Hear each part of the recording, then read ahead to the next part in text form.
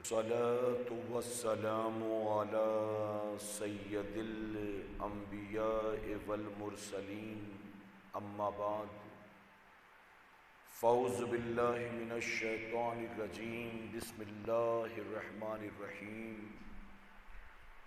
وما ارسلناک الا رحمۃ للعالمین صدق اللہ مولانا العلی العظیم۔ پڑھیں الصلاۃ والسلام علیک یا رسول اللہ، الصلاۃ والسلام علیک یا حبیب اللہ، الصلاۃ والسلام علیک یا نبی اللہ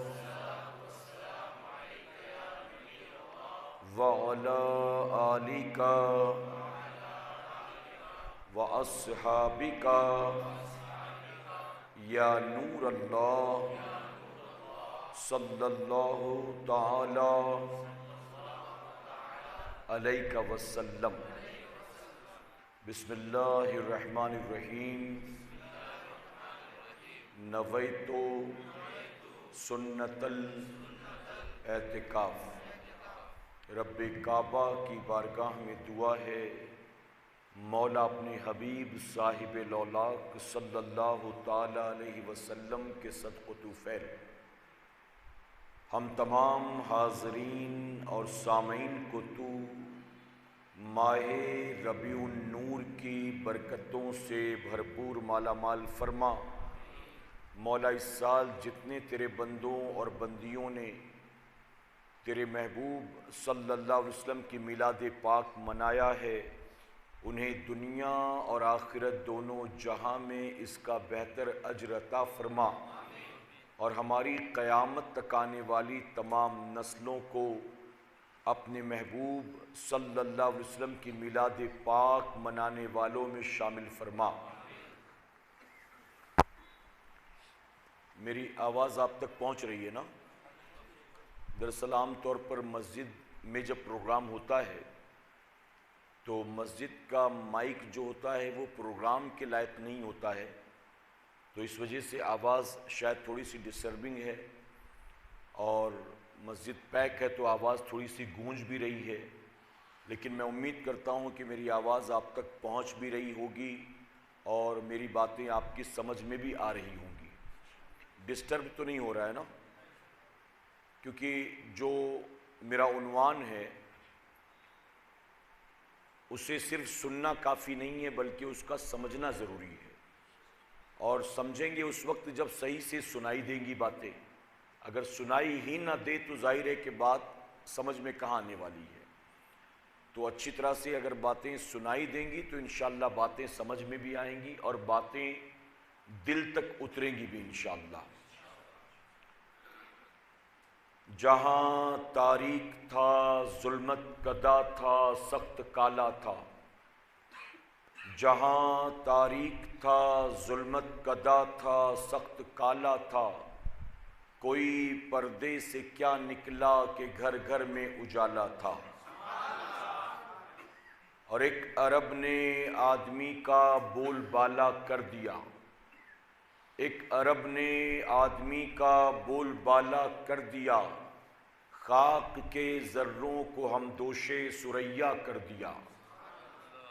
ایک عرب نے آدمی کا بول بالا کر دیا، خاک کے ذروں کو ہم دوشے ثریا کر دیا، خود نہ تھے جو راہ پر اوروں کے ہادی بن گئے، خود نہ تھے جو راہ پر اوروں کے ہادی بن گئے، کیا نظر تھی جس نے مردوں کو مسیحا کر دیا۔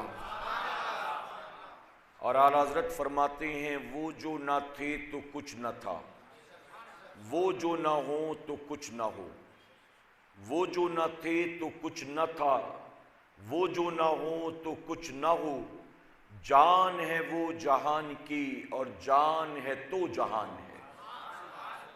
میرے پیارے آقا علیہ الصلوۃ والتسلیم کے پیارے دیوانوں، اللہ رب العزت کا بے پناہ کرم اور احسان کہ اس نے ہمیں اور آپ کو آج کی شب اپنے گھر میں جمع ہو کر اپنے محبوب صلی اللہ علیہ وسلم کی میلاد پاک منانے کی توفیق عطا فرمائی۔ عام طور پر آپ جب حضور کی میلاد کا ذکر سنتے ہیں تو علماء کرام مختلف انداز میں حضور کی میلاد پاک بیان کرتے ہیں۔ سب سے پہلے تو یہ سمجھانے کی کوشش کی جاتی ہے کہ حضور صلی اللہ علیہ وسلم کی آمد سے پہلے دنیا کا حال کیا تھا، اور کچھ علماء یہ بتاتے ہیں کہ کن حالات میں حضور کی ولادت ہوئی۔ کچھ لوگ حضور کی ولادت کے واقعات اور جو کچھ معجزات اس وقت رونما ہوا اسے بیان کرتے ہیں، کچھ لوگ حضور کے بچپن کے واقعات بیان کرتے ہیں، کچھ حضور کی سیرت کی بات کرتے ہیں، کچھ حضور کی صورت کی بات کرتے ہیں، کچھ آپ کے اختیارات کی بات کرتے ہیں، کچھ آپ کے معجزات کی بات کرتے ہیں۔ تو مختلف انداز میں لوگ حضور کی میلاد پاک بیان کرتے ہیں، اور یہ ہر طریقے سے بیان کرنا درست بھی ہے، صحیح بھی ہے، باعث ثواب بھی ہے اور باعث نجات بھی ہے۔ لیکن آج ہم اس بات کو سمجھنے کی کوشش کریں گے کہ اللہ تبارک تعالیٰ نے اپنے محبوب صلی اللہ علیہ وسلم کو صرف کیا ہمارے اور آپ ہی کے لیے پیدا کیا ہے، یا اللہ نے اپنے محبوب صلی اللہ علیہ وسلم کو ہمارے علاوہ اوروں کے لیے بھی پیدا فرمایا ہے۔ تو سب سے پہلے اس کو سمجھنے کی آج کوشش کریں گے انشاءاللہ۔ میرے پیارے آقا علیہ الصلوۃ والتسلیم کے پیارے دیوانوں، اللہ فرماتا ہے وَمَا أَرْسَلْنَاكَ إِلَّا رَحْمَةً لِّلْعَالَمِينَ، یعنی محبوب ہم نے نہیں بھیجا تمہیں لیکن رحمت بنا کر تمام جہانوں کے لیے۔ نہیں بھیجا ہم نے مگر رحمت بنا کر تمام جہانوں کے لیے۔ اچھا، اس کو سمپلی یوں بھی کہا جا سکتا تھا کہ محبوب ہم نے تمہیں تمام جہانوں کے لیے رحمت بنا کر بھیجا، لیکن اسے اس طرح سے نہ کہتے ہوئے کہا گیا نہیں بھیجا ہم نے تمہیں مگر رحمت بنا کر تمام عالموں کے لیے، تمام جہانوں کے لیے۔ علماء فرماتے ہیں بڑی پیاری بات، فرماتے ہیں کہ اللہ تبارک و تعالیٰ نے جتنی چیزیں بطور رحمت اور نعمت عطا کی ہے تو کبھی کبھی اللہ کی دی رحمت اللہ کے بندوں کے لیے زحمت بھی بن جاتی ہے۔ کبھی کبھی اللہ کی رحمت، اللہ کی دی رحمت اللہ کے بندوں کے لیے زحمت بھی بن جاتی ہے۔ جیسے مثال کے طور پر بارش کا برسنا یہ اللہ کی رحمت ہے، لیکن بتائیے کبھی یہی رحمت زحمت بھی بن جاتی ہے نا؟ یہی بارش زیادہ ہو جائے تو سیلاب آ جاتا ہے، یہی بارش زیادہ ہو جائے تو کھیت کھلیان برباد ہو جاتے ہیں۔ تو بارش اللہ کی رحمت ہے لیکن کبھی یہ زحمت بھی بن جاتی ہے۔ اسی طرح ٹھنڈی ہوا کے جھونکے چلتے ہیں، اللہ کی رحمت ہے، لیکن کبھی کبھی ٹھنڈی ہوا کے جھونکے طوفان کی شکل اختیار کر لیتے ہیں، تو وہ صرف راحت نہیں پہنچاتے ہیں بلکہ مصیبت کا سبب بن جاتے ہیں۔ اسی طرح سے اولاد اللہ کی رحمت ہے، لیکن کبھی کبھی اولاد اپنے ماں باپ کے لیے زحمت بھی بن جایا کرتی ہے۔ ایسی کئی مثالیں دی جا سکتی ہیں۔ تو میرے پیارے آقا کے پیارے دیوانوں فرمایا گیا کہ اللہ کی تمام رحمت کبھی نہ کبھی کسی نہ کسی صورت میں بندوں کے لیے زحمت بھی بن جایا کرتی ہے، لیکن حضور اکرم صلی اللہ علیہ وسلم کے بارے میں اللہ نے فرما دیا ہم نے نہیں بھیجا تمہیں لیکن تمام جہانوں کے لیے رحمت بنا کر۔ یعنی حضور ایسی رحمت ہیں کہ اس میں زحمت کا کوئی اندیشہ نہیں۔ اللہ نے اپنے حبیب کو ایسی رحمت بنا کر بھیجا کہ اس میں زحمت کا کوئی اندیشہ نہیں ہے، اور ساتھ ہی اللہ نے یہ بھی فرما دیا کہ محبوب صرف مسلمانوں کے لیے رحمت بنا کر نہیں بھیجا، صرف زمین والوں کے لیے رحمت بنا کر نہیں بھیجا، صرف انسانوں کے لیے رحمت بنا کر نہیں بھیجا۔ رب نے اپنے بارے میں فرمایا میں رب العالمین ہوں، اور حبیب کو فرمایا کہ وہ رحمت للعالمین۔ یعنی جہاں جہاں میری ربوبیت ہے وہاں وہاں میرے حبیب کی رحمت ہے۔ تو اب جانتے ساری کائنات کا خالق بھی اللہ ہے، اور ساری کائنات کا مالک بھی اللہ ہے، اور ساری کائنات کا رازق بھی اللہ ہے۔ تو جب سب کا خالق و مالک اللہ ہے تو جہاں جہاں اللہ کی ربوبیت ہے وہاں وہاں میرے نبی کی رحمت ہے۔ اور یہ بات سمجھ میں آپ کی؟ تو میرے پیارے آقا کے پیارے دیوانوں، ہمیں اور آپ کو یہ بات سمجھنی ہوگی کہ حضور اکرم صلی اللہ علیہ وسلم کو اللہ نے صرف ہمارے اور آپ کے لیے نہیں بھیجا، بلکہ تمام جہانوں کے لیے رحمت بنا کر بھیجا ہے، تمام جہانوں کے لیے۔ حضور اکرم صلی اللہ علیہ وسلم فرماتے ہیں کہ اللہ نے مجھے جو 5 خصوصیات عطا کی، اللہ نے مجھے جو 5 خصوصیات عطا فرمائی، اس میں ایک خاصیت یہ بھی ہے کہ اللہ نے مجھے سب کے لیے نبی بنا کر بھیجا ہے۔ یعنی حضور سے پہلے جو 1,24,000 40,000 کم و بیش انبیاء آئے، کوئی نبی کسی خطے کے لیے ہوتا، کوئی نبی کسی قبیلے کے لیے ہوتا، کوئی نبی صرف کسی شہر یا ملک کے لیے ہوتا، کوئی نبی صرف چند افراد کے لیے نبی بنا کر بھیجا جاتا، ایک قوم کے لیے، قبیلے کے لیے نبی بنا کر بھیجا جاتا۔ لیکن حضور فرماتے ہیں کہ اللہ نے مجھے سب کے لیے نبی بنا کر بھیجا ہے۔ آپ جانتے ہیں ایک مرتبہ شیطان حضور اکرم صلی اللہ علیہ وسلم کی بارگاہ میں حاضر ہوا اور عرض کرتا ہے کہ اللہ نے آپ کو ساری کائنات کے لیے رحمت بنا کر بھیجا ہے۔ حضور فرماتے ہیں ہاں۔ تو کہتا ہے کہ اس کائنات کا حصہ میں بھی تو ہوں، مجھ پر بھی رحم فرمائے، اس کائنات میں میں بھی رہتا ہوں، مجھ پر بھی رحم فرمائے۔ تو حضور نے فرمایا کیا چاہتا ہے تو؟ جانتے ہیں فرمایا گیا کہ جب شیطان کو مردود قرار دے کر جنت سے نکالا گیا تو ایک فرشتے کو شیطان کے ساتھ اللہ نے لگا دیا تھا، اور اس فرشتے کا کام کیا ہوتا تھا؟ جب بھی دنیا میں کوئی اعوذ باللہ پڑھتا تو وہ فرشتہ شیطان کے منہ پر تھپڑ مارتا تھا۔ یعنی جب بھی کوئی پڑھے اعوذ باللہ من الشیطان الرجیم، فوراً فرشتہ شیطان کے منہ پر تھپڑ مارتا۔ لوگ پڑھتے رہتے تھے، اس کو پڑھتی رہتی تھی، لوگ پڑھتے رہتے اس کو پڑھتی رہتی۔ حضور نے فرمایا کہ تو کیا چاہتا ہے؟ تو کہتا ہے کہ میں بھی اس کائنات کا حصہ ہوں، آپ مجھ پر بھی رحم کریں۔ آقا فرماتے کیا چاہتا ہے؟ وہ کہتا ہے مجھے بس اس کے تھپڑ سے بچا لیں، مجھے اس کے تھپڑ سے بچا لیں۔ تو نبی ایسے رحمت للعالمین ہے کہ فرماتے جا آج کے بعد یہ تجھے نہیں مارے گا، آج کے بعد تجھے نہیں مارے گا۔ اس دن کے بعد شیطان کو فرشتے نے تھپڑ مارنا بند کر دیا۔ اچھا یہاں بات آئی تو ایک اور پیاری حدیث شریف بیان کرتا چلوں۔ حضور اکرم صلی اللہ علیہ وسلم نے ایک مرتبہ فرمایا کہ ہر انسان کے ساتھ فرشتے بھی ہوتے ہیں اور اس کے ساتھ شیطان بھی لگا ہوتا ہے۔ ہر انسان کے ساتھ فرشتے بھی ہوتے ہیں اور شیطان بھی لگا ہوتا ہے۔ فرشتے نیکی کی طرف بلاتے ہیں، شیطان گناہوں کی طرف بلاتا ہے۔ تو صحابہ اکرام نے عرض کیا کہ یا رسول اللہ صلی اللہ علیہ وسلم، جب ہر انسان کے ساتھ شیطان ہوتا ہے تو کیا آپ کے ساتھ بھی کوئی شیطان ہے؟ یعنی صحابہ گویا یہ بتا رہے تھے کہ ہم نبی کو انسان مانتے ہیں، بشر مانتے ہیں، تبھی تو کہا کہ ہر انسان کے ساتھ اگر شیطان ہوتا ہے تو کیا آپ کے ساتھ بھی کوئی شیطان ہے؟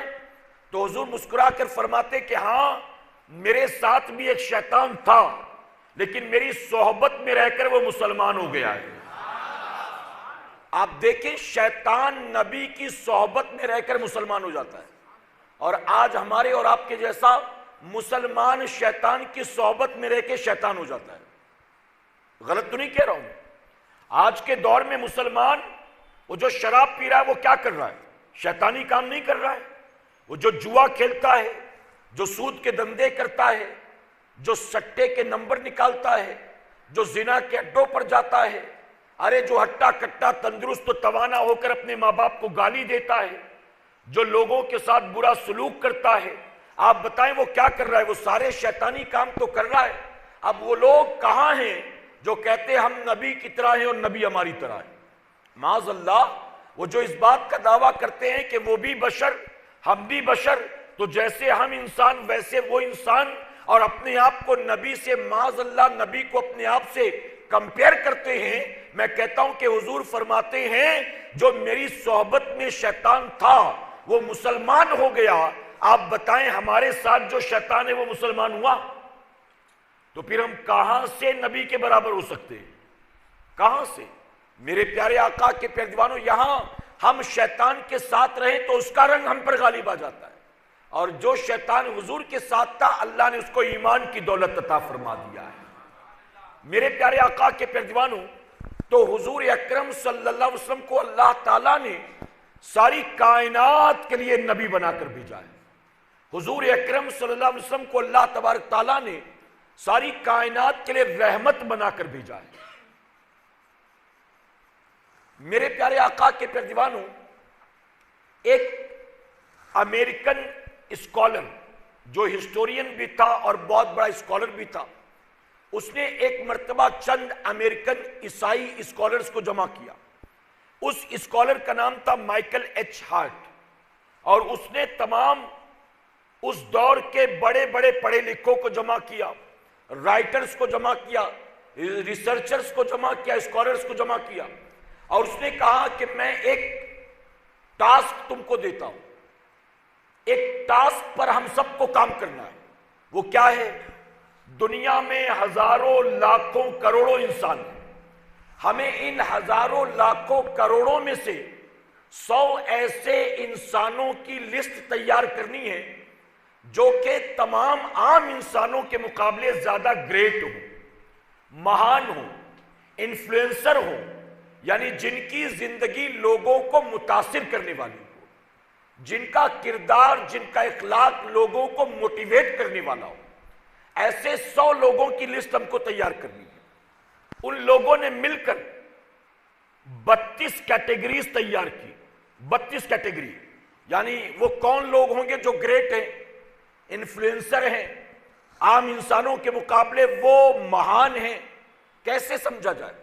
تو ان سب نے مل کر 32 کیٹیگری تیار کی کہ اس انسان کا اخلاق کیسا ہونا چاہیے، اس کا کردار کیسا ہونا چاہیے، اس کے معاملات کیسے ہونے چاہیے، اس کا نیچر کیسا، کیریکٹر کیسا، اس کے شب و روز کیسے، زبان کیسی، اس کا اٹھنا بیٹھنا کیسا، چلنا پھرنا کیسا، یعنی کون کون سی خوبیاں اس میں ہونی چاہیے۔ 32 کیٹیگریز تیار کی، اور اس کے بعد 28 سال تک انہوں نے ریسرچ کیا۔ 100 لوگوں کو اس 32 کیٹیگری میں ایک ایک ایک ایک ایک ایک کر کے رکھا۔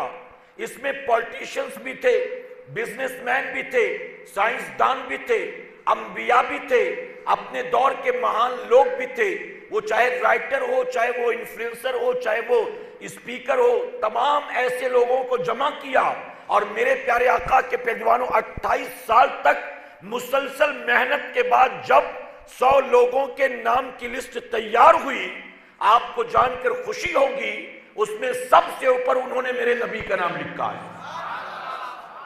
حالانکہ ان میں سے کوئی بھی مسلمان نہیں تھا، وہ سارے عیسائی تھے۔ سب سے اوپر حضور اکرم صلی اللہ علیہ وسلم کا نام، اور پھر مائیکل ایچ ہارٹ نے لکھا، وہ کتاب اب بھی آپ کو گوگل پر مل جائے گی، دی 100 اس کتاب کا نام ہے۔ مائیکل ایچ ہارٹ نے لکھا کہ میں جانتا ہوں کہ میری اس تحقیق پر لوگوں کو تعجب ہوگا، میں جانتا ہوں میری اس رائے سے لوگ اتفاق نہیں رکھیں گے، لیکن میں ہر ایک کو دعوت دیتا ہوں کہ میں نے جو یہ فیصلہ کیا ہے وہ یوں ہی نہیں کیا، میں نے سب سے اوپر جس کا نام لکھا ہے، اگر تمہیں اس میں کسی طرح کا شک و شبہ ہے تو تم خود اس کی زندگی کو پڑھ لو، اس کی سیرت کو پڑھ لو، اس کی تعلیمات کو پڑھ لو۔ تم جب اس کی زندگی کو، تعلیمات کو، سیرت کو پڑھو گے تو تمہیں خود بھی ماننا پڑے گا کہ وہ ایک ریلیجن کے لیے لیڈر بن کر نہیں آئے تھے، بلکہ تمام انسانوں کے لیے وہ لیڈر بن کر آئے تھے۔ وہ لکھتا ہے کہ صرف ایک مذہب کے لیے آئیڈیل نہیں ہے وہ، بلکہ سارے انسانوں کے لیے وہ آئیڈیل ہے۔ اور میرے نبی کیسے آئیڈیل ہے جانتے ہو؟ حضور اکرم صلی اللہ علیہ وسلم کی زندگی اٹھا کر دیکھیں، ایک یتیم بھی اپنے آپ، ایک یتیم، اگر کوئی بچہ یتیم ہو اور اگر کوئی آئیڈیل تلاش کرنا چاہتا ہے تو اس یتیم کو کسی اور کو آئیڈیل بنانے کی ضرورت نہیں، میرے نبی کی یتیمی کو دیکھ لیں۔ میرے آقا کی یتیمی کو دیکھ لے، میرے نبی سے بہتر اس کے لیے کوئی آئیڈیل نہیں ہوگا۔ اگر کوئی باپ کسی آئیڈیل کو تلاش کرنا چاہتا ہے کہ اولاد کی تربیت کیسے کی جائے، تو وہ میرے نبی کو دیکھ لے کہ میرے نبی نے اپنے بچوں کے ساتھ کیسا سلوک فرمایا ہے۔ اگر کوئی شوہر دیکھنا چاہتا ہے کہ میں دنیا کے کسی خوبصورت اور سکسیسفل کپل کی زندگی کو دیکھوں اور ایسے ہسبینڈ کو میں آئیڈیل بناؤں کہ جس سے اس کی بیوی راضی ہو، تو اس شوہر کے لیے میرے نبی سے بہتر کوئی آئیڈیل نہیں ہو سکتا ہے۔ بھائی کی صورت میں ہو، ٹیچر کی صورت میں ہو، اسٹوڈنٹ کی صورت میں ہو، قومی لیڈر کی صورت میں ہو، جنگی سپاہ سالار کی صورت میں ہو، کسی پولیٹیشین کی صورت میں ہو، کسی بزنس مین کی صورت میں ہو، کسی کمیونٹی ہیڈ کی صورت میں ہو، یعنی جس طرح سے بھی آپ دیکھو گے زندگی میں ہر انسان اگر کسی کو آئیڈیل بنانا چاہتا ہے تو میرے آقا قدم قدم پر تمام انسانوں کی رہنمائی کرتے ہوئے نظر آتے ہیں۔ میرے پیارے آقا کے پیروانوں، آج جو لوگ حضور اکرم صلی اللہ علیہ وسلم کو گالیاں دیتے ہیں، یعنی وہ جو یہودی ہیں، عیسائی ہیں، مشرکین ہیں، آج جو میرے نبی کو برا بھلا کہتے ہیں، کبھی فرانس میں حضور کے خلاف کوئی بات کی جاتی ہے، کبھی امریکہ میں حضور کے خلاف کوئی بات کی جاتی ہے، کبھی ہندوستان میں حضور کے خلاف کوئی اپنی زبان کو دراز کرتا ہے، تو دنیا کے مختلف ملکوں میں یہ جو طرح طرح کے باطل مذاہب کے ماننے والے نبی کو برا بھلا کہتے ہیں، میں اللہ کے گھر میں موجود ہوں، پوری ذمہ داری کے ساتھ کہتا ہوں کہ حضور اکرم صلی اللہ علیہ وسلم کی شان میں گستاخی اور بے ادبی وہی کر سکتا ہے جس نے میرے نبی کی سیرت کو پڑھا نہیں ہوگا، جس نے میرے نبی کی زندگی کو دیکھا نہیں ہوگا۔ جبکہ حقیقت تو یہ ہے، اگر ایک انسان اگرچہ کسی بھی مذہب کا ماننے والا ہو، اپنی نگاہوں سے بغض و عداوت کی اینک اتار کر میرے نبی کی زندگی کو پڑھے گا تو اسے بھی ماننا پڑے گا کہ یہ گالیاں دینے لائق نہیں ہے، یہ تو دل دینے کے لائق ہے، یہ تو محبت کرنے کے لائق ہے۔ میرے پیارے آقا علیہ الصلوۃ والتسلیم کے پیروانوں، مکے کے گندے ماحول میں زمانے جاہلیت میں حضور کی ولادت ہوئی، اور کس ماحول میں ولادت ہوئی؟ جب باپ بیٹیوں کو زندہ زمین میں دفن کر رہے تھے، اور بیٹیوں کو دفن کرنا یہ شرم کی بات یا جرم کی بات نہیں مانی جاتی تھی، فخر کی بات تھی، شان کی بات تھی۔ جس نے جتنی زیادہ بیٹیوں کا قتل کیا ہو وہ اتنا زیادہ اس دور میں معزز مانا جاتا تھا۔ کیوں؟ کیونکہ وہ باپ دادا کی رسم کو زندہ کرنے والا تھا، باپ دادا کے طریقے پر چلنے والا تھا، اسے لوگ احترام کی نظر سے دیکھتے تھے۔ اسی طرح سے ایک بیوہ کو لوگوں کے ساتھ گل مل کر زندگی گزارنے کا حق نہیں تھا۔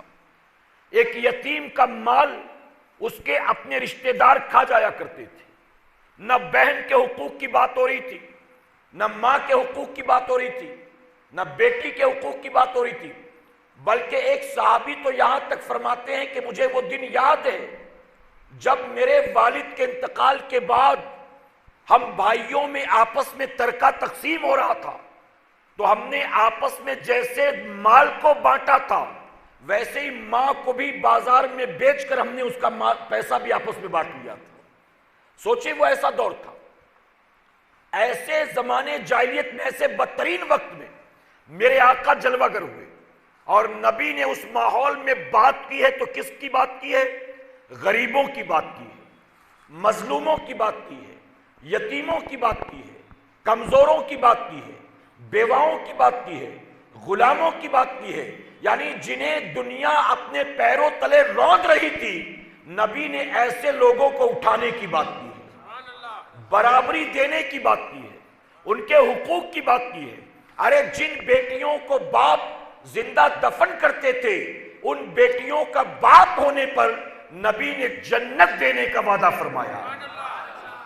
آپ سوچیں ایسے برے ماحول میں حضور جلوہ گر ہوئے، اور حضور جو بات کر رہے ہیں مذہب کی بات نہیں کر رہے ہیں، حضور نے مذہب کی بات نہیں کی، آپ نے انسانیت کی بات کی ہے، بھائی چارے کی بات کی ہے، مانوتا کی بات کی ہے، برابری کی بات کی ہے، ایک دوسرے کو حق دینے کی بات کی ہے۔ میرے پیارے آقا علیہ الصلوۃ والتسلیم کے پیروانوں، حضور اکرم صلی اللہ علیہ وسلم ایک رات مکے کی گلیوں سے گزر رہے تھے.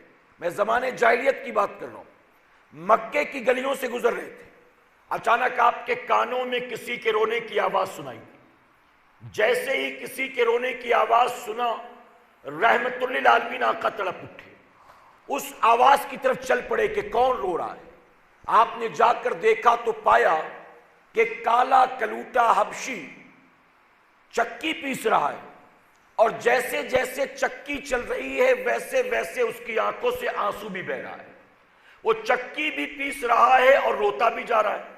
حضور اکرم صلی اللہ علیہ وسلم نے قریب جا کر کہا کہ تم کیوں رو رہے ہو؟ تو اس نے کہا کہ میرا آقا مجھے انسان نہیں سمجھتا ہے. میں دن بھر اس کی غلامی کرتا ہوں, دن بھر کا تھکا ماندہ ہوتا ہوں. جب رات آتی ہے تو میرا آقا یہ اناج کی بوریاں میرے حوالے کر دیتا ہے اور کہتا ہے کہ صبح ہونے سے پہلے ان سب کو پیس کر رکھنا. اگر اس کو تو نے پیس کر کام مکمل نہ کیا تو تجھے کوڑے لگائے جائیں گے. وہ غلام کہتا ہے کہ میرا آقا مجھے انسان نہیں سمجھتا ہے. اس کو یہ احساس بھی نہیں کہ میں بھی انسان ہوں. میرے ہاتھ پیر میں بھی درد ہوتا ہے, مجھے بھی بھوک لگتی ہے, مجھے بھی نیند آتی ہے, میرا جسم بھی آرام مانگتا ہے. میرے آقا کو ان باتوں کی کوئی پرواہ نہیں ہے, اپنے مقدر پر رو رہا ہوں. تو جانتے میرے نبی نے کیا فرمایا تھا؟ آقا فرماتے ہیں کہ میں تمہاری کوئی اور مدد تو نہیں کر سکتا, یعنی میں اتنا مالدار نہیں کہ تم کو تمہارے آقا سے میں آزاد کرا سکوں. ہاں لیکن میں اتنا ضرور کر سکتا ہوں کہ تم تھوڑی دیر تک آرام کر لو. جب تک تم سو گے تب تک تمہارے حصے کا اناج میں پیس دیتا ہوں. تھوڑا بہت اناج میں پیس دیتا, تم سو جاؤ. اس میں جو بھی تھا, گیہوں بھی تھا, طرح طرح کے اناج جو اس دور میں کھاتے تھے لوگ. اب وہ غلام کہتا اگر تم نے اتنا بھی میرے لیے کر دیا نا تو میرے اس حال میں اتنا بھی اگر کوئی کر دے تو میرے لیے یہی کافی ہے کہ میں تھوڑی دیر آرام کر لوں. آقا نے فرمایا تم سو جاؤ, میں تمہارا کام پورا کرتا ہوں. اب وہ غلام سو گیا, تھکا ماندہ تھا. جیسے ہی لیٹا آنکھ لگ گئی, گہری نیند میں چلا گیا. بہت دیر کے بعد آنکھ کھلی. جب اس کی آنکھ کھلی تو اس نے دیکھا کہ وہ جو رات کو آیا تھا مسافر, چکی پیسنے والا, وہ جا چکا ہے. اب غلام نے دیکھا تو سورج نکل گیا. گھبرا گیا وہ کہ سورج نکل گیا, وہ جا چکا ہے, اگر کام پورا نہ ہوا تو میرا آقا مارے گا. فوراً اٹھا اور اٹھنے کے بعد چیک کرنے لگا تو دیکھ کر حیران رہ گیا کہ وہ رات آنے والا جانے سے پہلے ساری بوریوں کے اناج پیس کر جا چکا تھا. سارا کام پورا کر گیا تھا. وہ بڑا خوش ہوا غلام. تلاش کیا دائیں بائیں لیکن وہ نہیں ملا. اس کے بعد فرمایا گیا کہ دوسری رات آتی ہے. اب دوسری رات, پہلی رات تو حضور یوں ہی آ گئے تھے چلتے چلتے. اب دوسری رات آئی تو حضور پھر تشریف لاتے, اور میرے آقا تشریف لا کر کیا کہتے غلام سے؟ کہتے ہیں کہ آج تم پھر کچھ دیر آرام کر لو, جب تک تم سو گے میں تمہارے حصے کا اناج پیس دیتا ہوں. فرمایا گیا پھر روزانہ کا یہ معمول ہو گیا. کوئی رشتہ ناتا نہیں, جان پہچان نہیں, خونی خاندانی تعلقات نہیں, نہ کوئی دوستی یاری تھی, کچھ بھی نہیں. لیکن حضور رات کو آتے, اس غلام کے حصے کا اناج پیستے اور وہ آرام کرتا, اور پھر صبح ہوتی تو حضور چلے جاتے. اب یہ روزانہ کا معمول ہو گیا. آپ جانتے ہیں جب مکے کی سرزمین پر میرے نبی نے اعلان نبوت فرمایا ہے اور مکے میں لوگوں نے مخالفت کرنی شروع کر دی, آپ کو گالیاں دینی شروع کر دی, اس غلام تک پتا چلا کہ کوئی مکے میں آیا ہے جس کا نام محمد ہے صلی اللہ علیہ وسلم, اور وہ نبی ہونے کا دعویٰ کرتا ہے. تو غلام بھی نکلا یہ دیکھنے کے لیے میں بھی تو ذرا دیکھوں کہ وہ کون ہے, اور تلاش کرتا کرتا جب حضور کی بارگاہ میں پہنچا اور دیکھا کہ یہ تو وہی شخص ہے جو راتوں کو آ کر میری مدد کر جاتا تھا, یہ تو وہی انسان ہے جو رات کو مجھے راحت دیتا اور خود میرے حصے کا اناج پیستا تھا. جب اس غلام نے آ کر دیکھا کہ راتوں کو آ کر میرا کام کرنے والا جو انسان تھا اسی نے نبی ہونے کا دعویٰ کیا ہے، تو اس غلام نے کہا میں گواہی دیتا ہوں مکے والے غلط ہو سکتے ہیں لیکن یہ غلط نہیں ہو سکتا ہے، اس کی وجہ کہ یہ تو مجھے جانتا نہیں تھا، پہچانتا نہیں تھا، لیکن اس کے باوجود یہ میری مدد کرتا تھا۔ اور جانتے ہو پھر اس غلام نے آگے بڑھ کر میرے نبی کے ہاتھ پر کلمہ پڑھا اور اس غلام کو دنیا نے بلال حبشی کے نام سے یاد کیا۔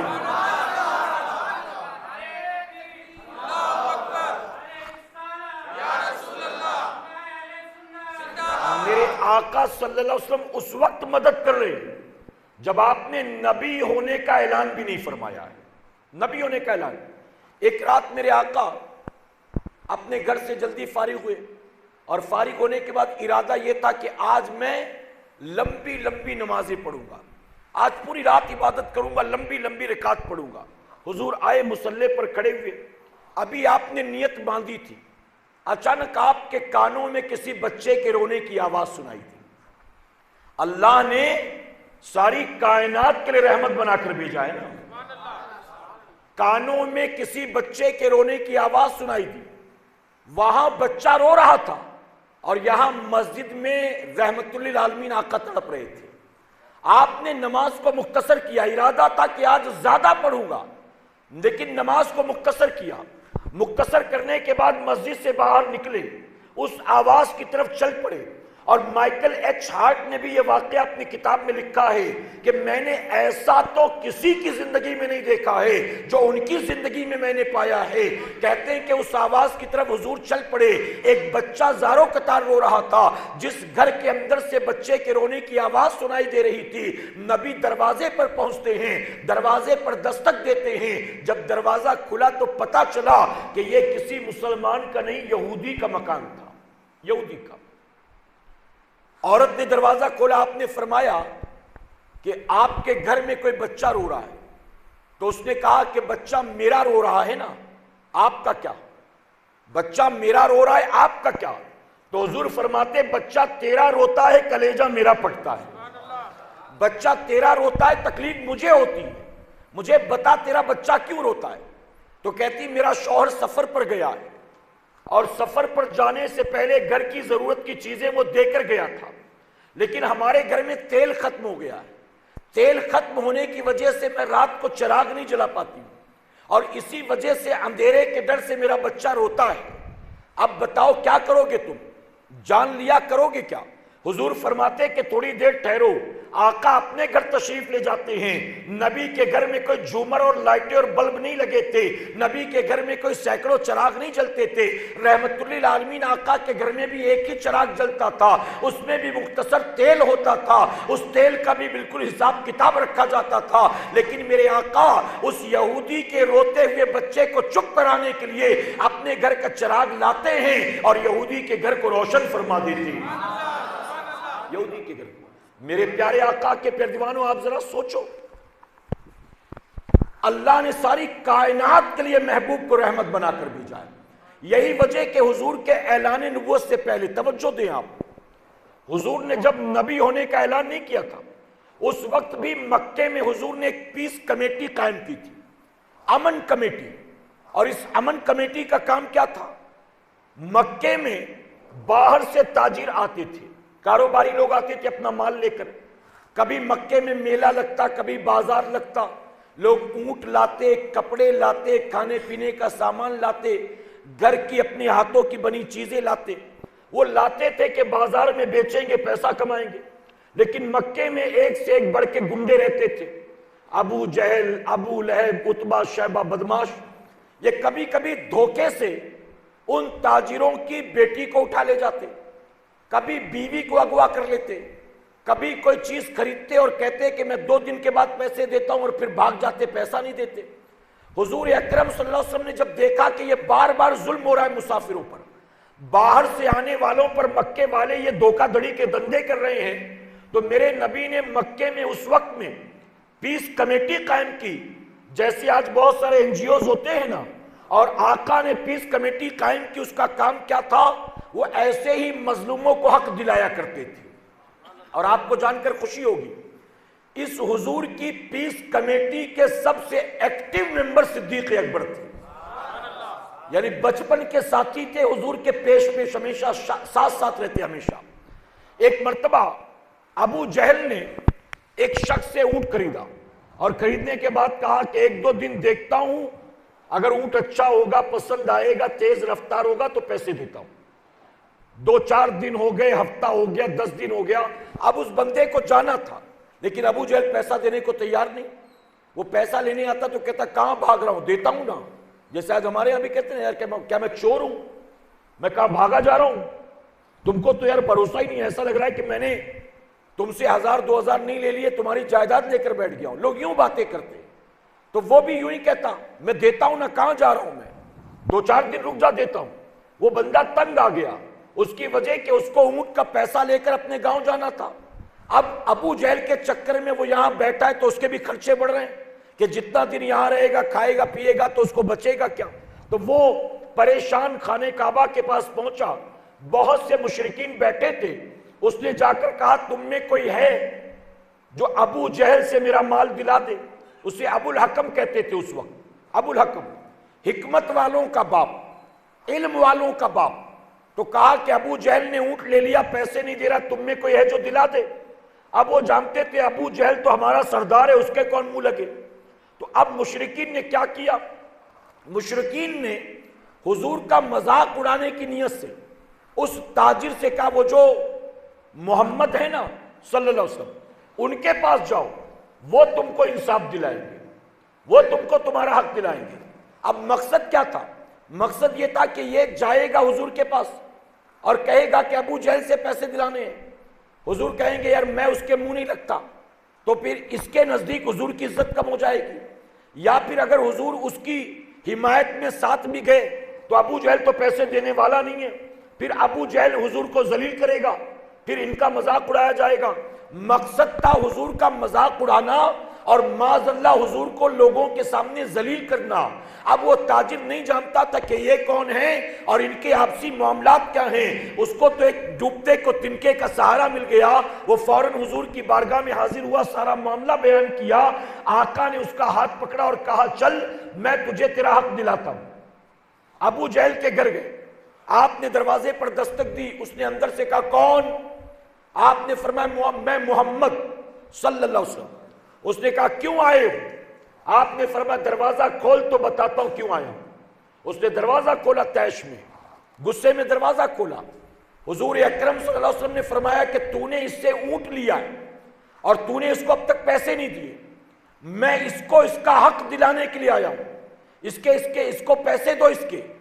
ابو جہل کانپنے لگا، ابو جہل حضور کی زبان سے سن کر کانپنے لگا۔ اس نے کہا بس تھوڑی سی مہلت دو، ابھی پیسہ دیتا ہوں۔ فوراً اندر گیا، پیسہ لے کر آیا، حساب کتاب کلیئر کیا۔ وہ شخص حضور اکرم صلی اللہ علیہ وسلم کا شکریہ ادا کر کے چلا گیا۔ وہ تاجر اپنے گاؤں چلا گیا۔ حضور آئے، پھر اپنی عبادت میں مصروف ہو گئے۔ کچھ دیر کے بعد ابو جہل گھر سے نکلا، حرم شریف میں داخل ہوا۔ اب ان تمام لوگوں نے ایک جاسوس بھی بھیجا تھا کہ جا کر دیکھو کہ محمد کے ساتھ ابو جہل کیا کیا کرتا ہے، لیکن اس نے آ کر بتایا کہ ابو جہل کی تو گھی بن گئی۔ ابو جہل تو ڈر کے کانپنے لگ گیا اور اس نے فوراً تاجر کا پیسہ دے دیا۔ اب جب ابو جہل آیا تو لوگوں نے کہا بہت بڑی بڑی باتیں کرتا تھا، ہم تو تجھے بڑا ہمت والا، حوصلے والا سمجھتے تھے، لیکن آج محمد صلی اللہ علیہ وسلم کے سامنے تیری گھگی بن گئی اور ڈر کر تو نے ان کا اکاؤنٹ کلیئر کر دیا۔ آخر وجہ کیا ہے تو جانتے ابو جہل کیا کہتا ہے؟ ابو جہل کہتا ہے جب میں نے دروازہ کھولا تو میں نے دیکھا کہ صرف محمد دروازے پر کھڑے نہیں تھے، بلکہ خونخوار اونٹ بھی اپنا منہ کھولے ہوئے میرے دروازے پر کھڑا تھا۔ ایک خونخوار اونٹ اپنے جبڑوں کو کھولے ہوئے میرے دروازے پر کھڑا تھا اور اپنی زبان سے اس نے کہا اگر تو نے اللہ کے نبی کی گستاخی کی تو ابھی تیرا کام تمام کر دوں گا۔ وہ کہتا ہے اس کو دیکھ کر ہیبت پیدا ہو گئی اور اسی لیے میں نے حساب دینے میں ہی اپنی بھلائی سمجھی، اس لیے میں الجھا نہیں، حساب دینے میں اپنی بھلائی سمجھی۔ اچھا یہ تو نبی کا معجزہ تھا جو اللہ نے ظاہر کر دیا، لیکن کیا حضور جانتے تھے کہ یہ معجزہ دکھا کر ابو جہل کو ڈرا کر پیسے لوں گا؟ میرے نبی گئے تھے تو ایک تاجر مسافر کی مدد کرنے کے لیے گئے تھے، مدد کرنے کے لیے۔ میرے پیارے آقا کے پیروانوں، ہم اور آپ کیا کر رہے ہیں؟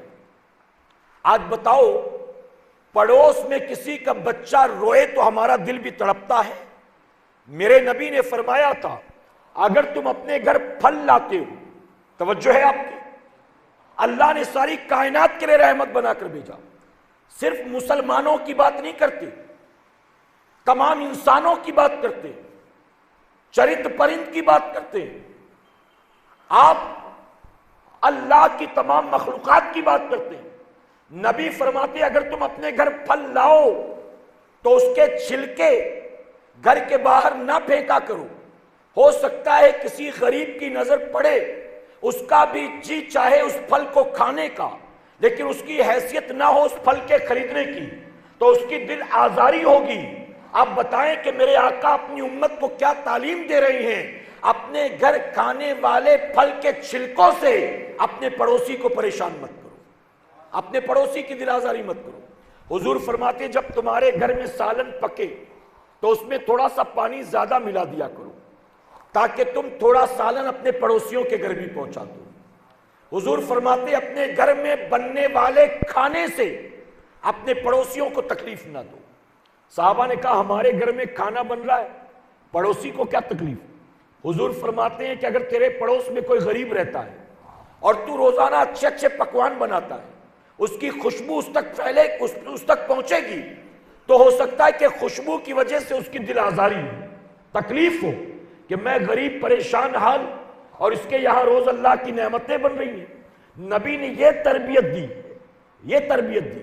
میرے پیارے آقا کے پیروانوں، آپ نے وہ واقعہ سنا ہوگا، حالانکہ بہت سے سیرت نگاروں نے اس کو لکھا ہے اور اکثریت نے کہا یہ حضور کی حدیث نہیں ہے، لیکن چونکہ بات فضیلت کی آئی ہے تو میں بیان کرتا ہوں۔ آپ نے سنا ہوگا حضور اکرم صلی اللہ علیہ وسلم ایک گلی سے اکثر گزرتے تھے، اس گلی میں ایک عورت حضور سے بڑا تعصب رکھتی تھی، بغض رکھتی تھی، اور وہ حضور اکرم صلی اللہ علیہ وسلم کے آنے کا انتظار کرتی اور اپنے گھر کا کوڑا کرکٹ حضور کے جسم ناز پر ڈال دیتی تھی، پھینک دیتی تھی۔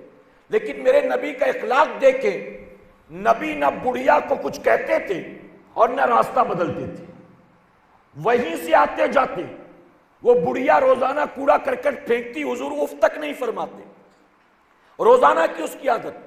ایک دن حضور کا گزر ہوا تو وہ بڑھیا نظر نہیں آئی، دوسرے دن گئے تو وہ بڑھیا نظر نہیں آئی، تیسرے دن گزرے تو بڑھیا نظر نہیں آئی۔ حضور کو فکر ہو گئی کہ کہاں چلی گئی آخر۔ میرے آقا نے فرمایا کہ وہ مائی جو یہاں رہتی تھی کہاں گئی وہ؟ تو لوگوں نے بتایا کہ بڑی بد اخلاق ہے، بڑی بدتمیز ہے، کسی سے بنتی نہیں ہے اس کی، کچھ دنوں سے بیمار ہے، بستر پر پڑی ہے، اور اس کی بد اخلاقیوں کی وجہ سے اس کی کوئی تیمارداری کرنے والا نہیں ہے، اس کو کوئی پوچھنے والا نہیں ہے۔ اتنا سننا تھا میرے نبی تڑپ اٹھتے، میرے آقا تڑپ اٹھے، فوراً میرے آقا دروازے پر دستک دیتے، اندر سے بڑھیا نے کہا کون؟ آپ فرماتے مائی میں محمد۔ اس نے کہا دروازہ کھلا ہے، آ جاؤ۔ آقا اندر تشریف لے گئے، اب بڑھیا لیٹی تھی، وہ کہتی مجھے پتا تھا جب آپ کو معلوم ہوگا کہ میں بیمار ہوں تو آپ ضرور بدلہ لینے کے لیے آئیں گے۔ حضور فرماتے مائی تجھ سے کس نے کہا میں بدلہ لینے آیا ہوں؟ ارے مجھے آج پتا چلا کہ تو بیمار ہے، میں تو تیری خیریت پوچھنے کے لیے آیا ہوں، تیری کوئی ضرورت تو نہیں ہے، کوئی تکلیف تو نہیں ہے۔ اللہ اکبر۔ وہ جو روزانہ نبی پر کوڑا کرکٹ پھینکا کرتی تھی، اگر بستر پر بیمار پڑی ہے نبی اس کی عیادت کو جاتے ہیں، نتیجہ کیا ہوتا ہے؟ وہ جو نبی سے تعصب رکھتی تھی، اپنے دل میں نبی کے لیے بغض و عداوت رکھتی تھی، نبی کے اس کیریکٹر کو دیکھ کر وہ بڑھیا بھی کلمہ پڑھ کر مسلمان بن جاتی ہے۔ آج ہمارے یہاں بتاؤ مسلمان کا کوڑے کرکٹ کو لے کے جھگڑا ہوتا ہے کہ نہیں؟ تو نے اپنے گھر کا کچرا میری دہلیز پر کیسے ڈال دیا؟ تو نے گھر میں جھاڑو مارا، کچرا باہر پھینک دیا، ایسے کیسے کیا تو نے؟ آج چھوٹی چھوٹی باتوں پر آج مسلمان سے الجھتا ہے۔ حدیث مبارکہ میں آتا ہے ایک مرتبہ ایک بڑھیا جو حضور سے بڑی عداوت رکھتی تھی، وہ اپنے گھر کا سامان خریدنے کے لیے گئی، بازار میں خریداری کرتے کرتے اتنا سامان خرید لیا کہ اب اس میں اٹھانے کی طاقت نہیں تھی. کبھی کبھی ہوتا نا چلو یہ بھی لے لیں, یہ اچھا لگ رہا ہے یہ بھی لے لیں. اتنا زیادہ خریداری کر لی کہ اٹھانے کی طاقت نہیں اس کے اندر. پریشان بیٹھی تھی, کوئی مزدور ملے تو اس کو دوں تاکہ گھر تک پہنچائے. رحمت للعالمین آقا کا گزر ہوا. میرے نبی نے دیکھا کہ ایک مائی ڈھیر سارا بوجھ لیے پریشان بیٹھی ہے. آقا فرماتے مائی کیا بات ہے, پریشان کیوں ہے؟ وہ کہتی بیٹا میں نکلی تھی خریداری کرنے, سامان اتنا زیادہ لے لیا کہ اب مجھ سے اٹھتا نہیں ہے. میں ڈھونڈ رہی ہوں کہ کوئی مزدور مل جائے تو اسے گھر تک پہنچا دے. آپ فرماتے ہیں کہ اگر میں تیرا سامان گھر تک پہنچا دوں تو چلے گا؟ وہ کہتی میں تو ڈھونڈ ہی رہی ہوں کوئی مزدور مل جائے, اگر تو پہنچا دے گا تو اس سے اچھی بات کیا ہے. میرے نبی نے سارا بوجھ اٹھایا اپنے کاندھے پر رکھا. بڑھیا آگے آگے چل رہی ہے اور نبیوں کا امام پیچھے پیچھے چل رہا ہے. وہ بڑھیا جو نبی سے بغض رکھتی تھی, اس کے گھر کا بوجھ اپنے کاندھے پر رکھ کر رحمت للعالمین آقا چل رہی ہے. وہ بڑھیا راستے پر بڑبڑ کرتی چلی جا رہی ہے. باتیں کرتے کرتے کرتے کرتے عنوان چھڑ گیا. بڑھیا کہنے لگی بیٹا شاید تجھے معلوم ہو مکے میں ایک نوجوان ہے جس کا نام محمد ہے صلی اللہ علیہ وسلم. وہ ہمارے باپ دادا کے بتوں کو, خداؤں کو برا بھلا کہتا ہے. وہ کسی نئے دین کی بات کرتا ہے. بیٹا اس کی آواز میں ایسا جادو ہے کہ جو اس کی بات سنتا ہے اس کا ہو کے رہ جاتا ہے. میں تجھے مشورہ دیتی ہوں کبھی اس سے ملنا مت, اس کی بات سننا مت, اس کے پاس جانا مت. وہ اتنا خطرناک ہے کہ جو اس کے پاس جاتا ہے اس کا ہی ہو جاتا ہے. اس سے احتیاط کرنا بیٹا, بچنا. وہ ہمیں اپنے باپ دادا کے دین کا باغی بنا رہا ہے. وہ بڑھیا گالیاں دیتی جا رہی ہے اور پیچھے سے نبیوں کا امام مسکراتا ہوا چلا جا رہا ہے. ایک گھر کے دروازے پر پہنچی, کہا بیٹا یہی میرا گھر ہے. حضور نے سارا سامان اتارا, اجازت لی, پلٹے. اس نے کہا مزدوری تو لیتا جا. آپ فرماتے کہ مائی مزدوری کے لیے میں نے تیرا بوجھ نہیں اٹھایا تھا, تیری خدمت کرنے کے لیے میں نے تیرا بوجھ اٹھایا تھا, مدد کرنے کے لیے, مزدوری کے لیے نہیں. تو بڑھیا کہتی آج کے دور میں بھی ایسے لوگ ہیں, مکے میں بھی ایسے لوگ موجود ہیں, میں نے تو کبھی سوچا ہی نہیں تھا. اتنا نیک نوجوان, میں تو محنتانہ دینے کو تیار, وہ لینے کو تیار نہیں. ارے بیٹے جانے سے پہلے یہ تو بتا تیرا نام کیا ہے, یہ تو بتا کس قبیلے سے تعلق رکھتا ہے, یہ تو بتا کہاں کا رہنے والا ہے. حضور فرماتے کہ مائی تیرا کام ہو گیا نا, اتنا ہی کافی ہے, اب جانے دے, زیادہ بات کر کے مطلب نہیں. بڑھیا کہتی ہے کہ کیوں, نام بتانے میں کیا تکلیف ہے؟ حضور فرماتے کہ مائی اگر میں نے نام بتا دیا نا تجھے تکلیف ہوگی. بڑھیا کہتی تیرا نام سن کر مجھے تکلیف ہوگی؟ اتنا نیک نوجوان, تیرے نام سے مجھے تکلیف کیا ہونا ہے؟ بتا تو صحیح نام کیا ہے, قبیلہ کون سا ہے؟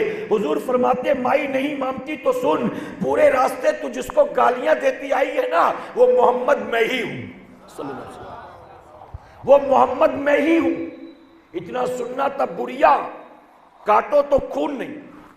بڑھیا کہتی ہے واقعی اگر تو وہی ہے تو بیٹا میں گواہی دیتی ہوں, سارے مکے والے غلط ہو سکتے, تو غلط نہیں ہو سکتا ہے. مکے والے جو تیرے بارے میں کہتے وہ جھوٹ ہو سکتا ہے, تو جھوٹا نہیں ہو سکتا ہے.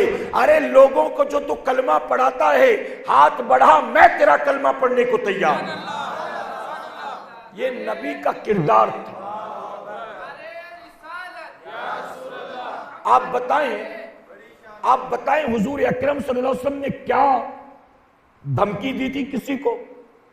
بلکہ آپ نے تو دعوت بھی نہیں دی بڑھیا کو, آپ نے تو دعوت بھی نہیں دی حضرت بلال کو, لیکن خود بخود لوگ کھینچے چلے آ رہے ہیں. تو کس چیز کی وجہ سے؟ آپ کی شان رحمت للعالمین کی وجہ سے, آپ کے اخلاق کی وجہ سے, آپ کے کردار کی وجہ سے, آپ کے معاملات کی وجہ سے. میرے پیارے آقا کے پیروانوں, ایک یہودی عالم تھا, زید ابن سامہ اس کا نام تھا, بہت بڑا اسکالر تھا. اس نے حضور اکرم صلی اللہ علیہ وسلم کے ساتھ کھجوروں کا سودا کیا. حضور نے فرمایا 2 دن کے بعد مال تجھے دے دوں گا. بات ہو گئی. اب اس نے کیا کیا, 2 دن کے بعد نہیں, 1 دن پہلے ہی آ گیا, اور آنے کے بعد حضور سے تقاضا کرنے لگا, تم نے مجھ سے کھجوروں کا سودا کیا تھا, مال لے لیا, کھجوریں نہیں دی, مجھے کھجوریں دو.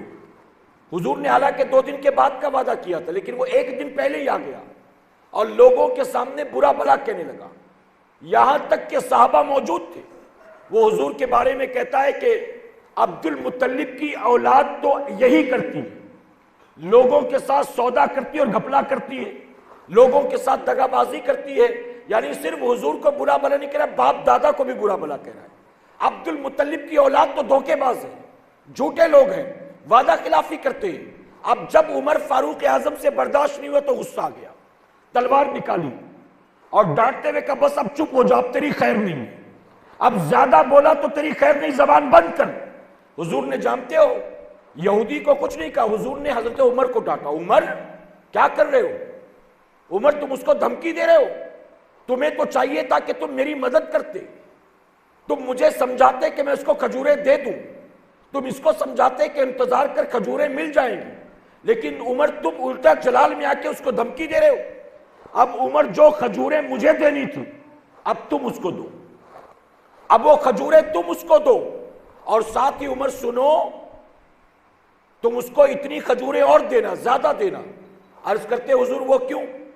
آقا فرماتے تم نے آنکھ دکھا کر اس کو ڈرایا ہے نا، اس کو دھمکی دی، وہ ڈر گیا تمہاری وجہ سے، تو اس کی دل جوئی کے لیے اس کو اور کھجوریں دو۔ سیدنا عمر فاروق اعظم گئے، کھجوریں لی، واپس آئے، یہودی کو تلاش کیا، اس کو اس کے حصے کی کھجور دی اور کہا یہ اور بھی رکھ لے۔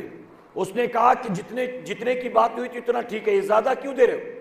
تو کہا ہمارے نبی نے کہا ہے کہ چونکہ میری آنکھ کی وجہ سے تو ڈر گیا تھا، میری دھمکی سے تو ڈر گیا، تو اس لیے یہ زیادہ لے لے۔ تو یہودی کہتا ہے عمر تم نے مجھے پہچانا؟ آپ نے فرمایا نہیں میں نے تجھے نہیں پہچانا۔ وہ کہتا میں زید ابن سہامہ ہوں۔ تو عمر فاروق اعظم نے کہا تو یہودیوں کا عالم، اتنا بڑا عالم ہو کر تو حضور کی گستاخی کر رہا تھا، تو حضور کے بارے میں نہیں جانتا ہے؟ یعنی کوئی عام آدمی بے پڑھا لکھا جاہل کرے تو ٹھیک، تو حضور کے بارے میں نہیں جانتا، تو بے ادبی کر رہا تھا۔ تو جانتے ہو زید کیا کہتا ہے؟ زید کہتا دراصل عمر بات یہ ہے میں گستاخی نہیں کر رہا تھا، میں تو ان کا امتحان لے رہا تھا، میں امتحان لے رہا تھا۔ میں نے تمہارے نبی کے بارے میں جو کچھ آسمانی کتابوں میں پڑھا ہے وہ ساری نشانیاں میں نے ان میں دیکھ لی، بس ایک چیز باقی رہ گئی تھی، اور وہ چیز یہ تھی کہ لوگ جتنا ان کے ساتھ جہالت سے پیش آئیں گے وہ اتنا لوگوں کے ساتھ محبت سے پیش آئیں گے۔ ان کا حلم دیکھنا تھا، بردباری دیکھنا تھا، عفو درگزر دیکھنا تھا۔ عمر میں نے ساری چیزیں تو دیکھ لی، یہ چیز باقی رہ گئی تھی، اس لیے میں نے امتحان کے طور پر ان کے ساتھ بدتمیزی کی، اور عمر میں نے دیکھ لیا آزما کر کہ واقعی جو میں نے پڑھا ہے وہ ساری نشانیاں اس میں موجود ہیں۔ عمر اپنی کھجوریں اپنے پاس رکھ، لے چل، میں ان کا کلمہ پڑھنے کے لیے تیار ہوں۔ میرے آقا ایک مرتبہ آرام فرماتے، ایک شخص آیا جس کا نام مشرک تھا، غورس نام تھا۔ آقا سو رہے تھے، تلوار کو اوپر ٹانگ رکھا تھا، غورس نام کا کافر آیا، حضور کی تلوار نکال لی، اور حضور اکرم صلی اللہ علیہ وسلم کو آواز دے کر کہتا محمد صلی اللہ علیہ وسلم اب تمہاری تلوار سے بتاؤ تمہیں کون بچائے گا؟ تمہاری تلوار سے تمہارا کام تمام کرنے چلا ہوں، اب بتاؤ تمہیں اس تلوار سے کون بچائے گا؟ حضور نے فرمایا اللہ۔ صرف آپ کی زبان سے نکلا اللہ، لفظ اللہ کو سن کر مشرک کے دل میں ایسی ہیبت پیدا ہوئی، کانپنے لگا، تلوار گر گئی۔ نبی نے تلوار کو اٹھایا اور فرمایا بتا غورس اب میری تلوار سے تجھے کون بچائے گا؟ اب میری تلوار سے تجھے کون بچائے گا؟ وہ کہتا ہے اب آپ کی تلوار سے مجھے آپ ہی بچا سکتے ہیں۔ حضور فرماتے جا میں نے تجھ کو معاف کر دیا ہے۔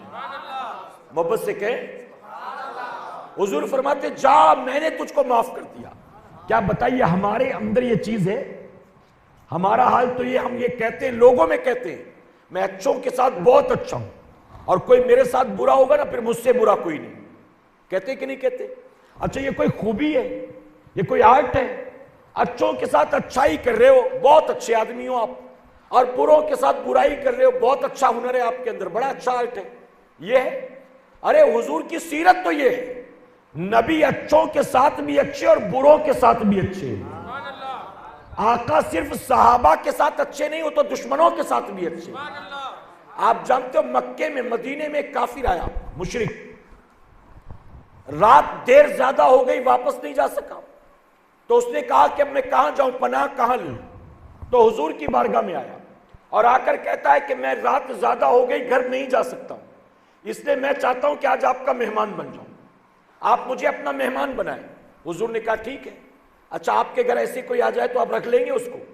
کہیں گے یار تو کون میں کون، تیرا میرا لینا دینا کیا، یہ تو خامخواہ کی تو خامخواہ میں گلے پڑ رہا ہے، مہمان بن رہا ہے، میرے گھر ٹھہرے گا، میں تجھے کیوں ٹھہراؤں اپنے گھر؟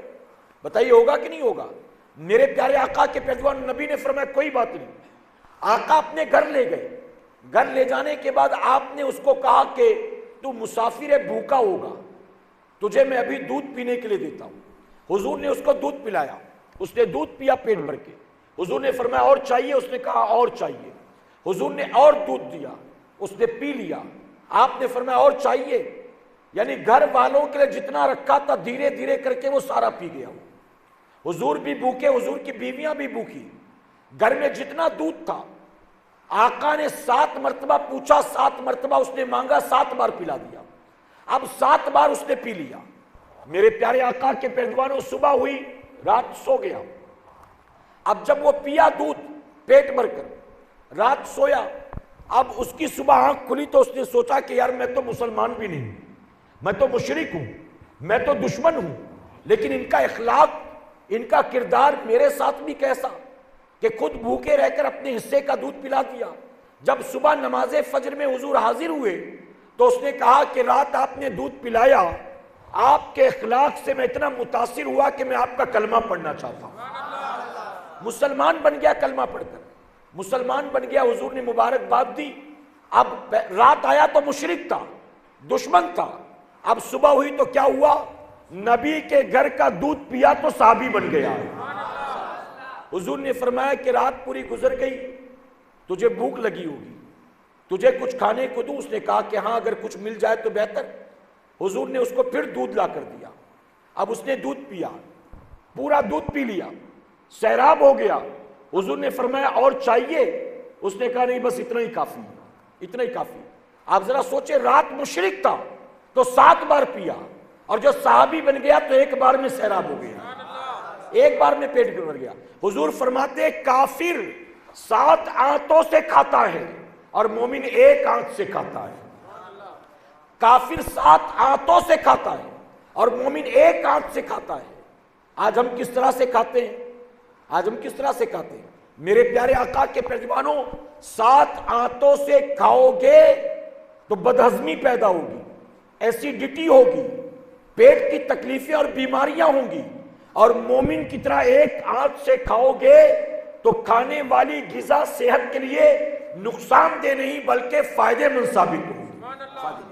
فرمایا گیا ایک مرتبہ ایک مشرک صحابہ اکرام نے اس کو، وہ آیا تھا حضور کو قتل کرنے، صحابہ نے اس کو گرفتار کیا اور گرفتار کر کے اس کو قید میں ڈال دیا، قیدی بنا لیا۔ اب حضور اکرم صلی اللہ علیہ وسلم نے جب رات ہو گئی تو کہا کہ اب اس کو میں رات اپنے گھر کا مہمان بناتا ہوں۔ توجہ ہے آپ کی؟ یعنی دشمن تو تھا، قید بھی کر لیا گیا، لیکن اب اس کو ایسے کیسے چھوڑے، رات کو اس کو میں اپنے گھر کا مہمان بناتا ہوں۔ حضور نے ایک کمرہ اس کو الاٹ کر دیا، ایک کمرے میں رکھ دیا، اور آپ نے اس کے کھانے پینے کا انتظام کر دیا۔ اب جانتے وہ رات کو خوب دبا کر کھایا پیا۔ اب باہر سے دروازہ بند کر دیا گیا، چونکہ قیدی تھا، دروازہ بند کر دیا گیا۔ حضور چلے گئے، صحابہ بھی سارے چلے گئے۔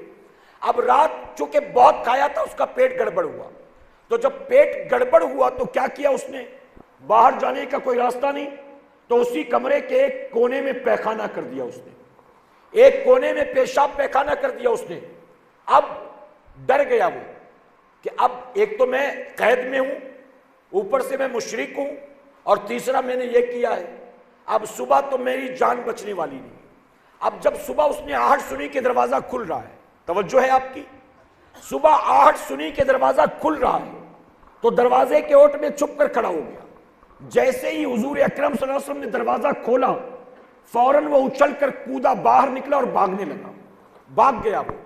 اب اس کے پیچھے کوئی دوڑا نہیں، وہ بھاگ گیا، حضور نے بھی جانے دیا۔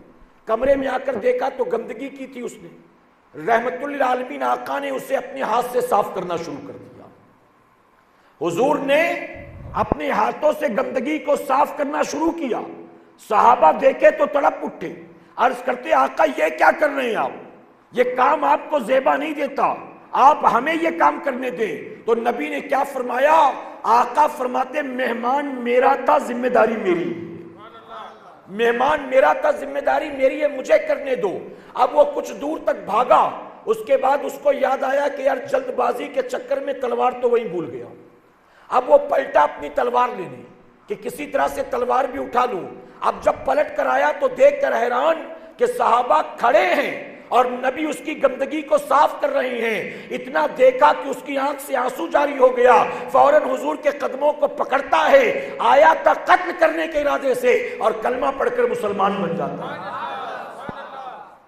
غزوہ خندق کے موقع پر ایک یہودی عورت نے، اللہ نے سارے انسانوں کے لیے نبی بنا کر بھیجا نا، یہودی عورت نے حضور کو زہر آلود گوشت کھلایا تھا، زہر میں ڈوبا ہوا گوشت تیار کر کے دیا کھانے کو، یہاں تک کہ اس کو کھا کر 2 صحابی شہید ہو گئے، 2 صحابی۔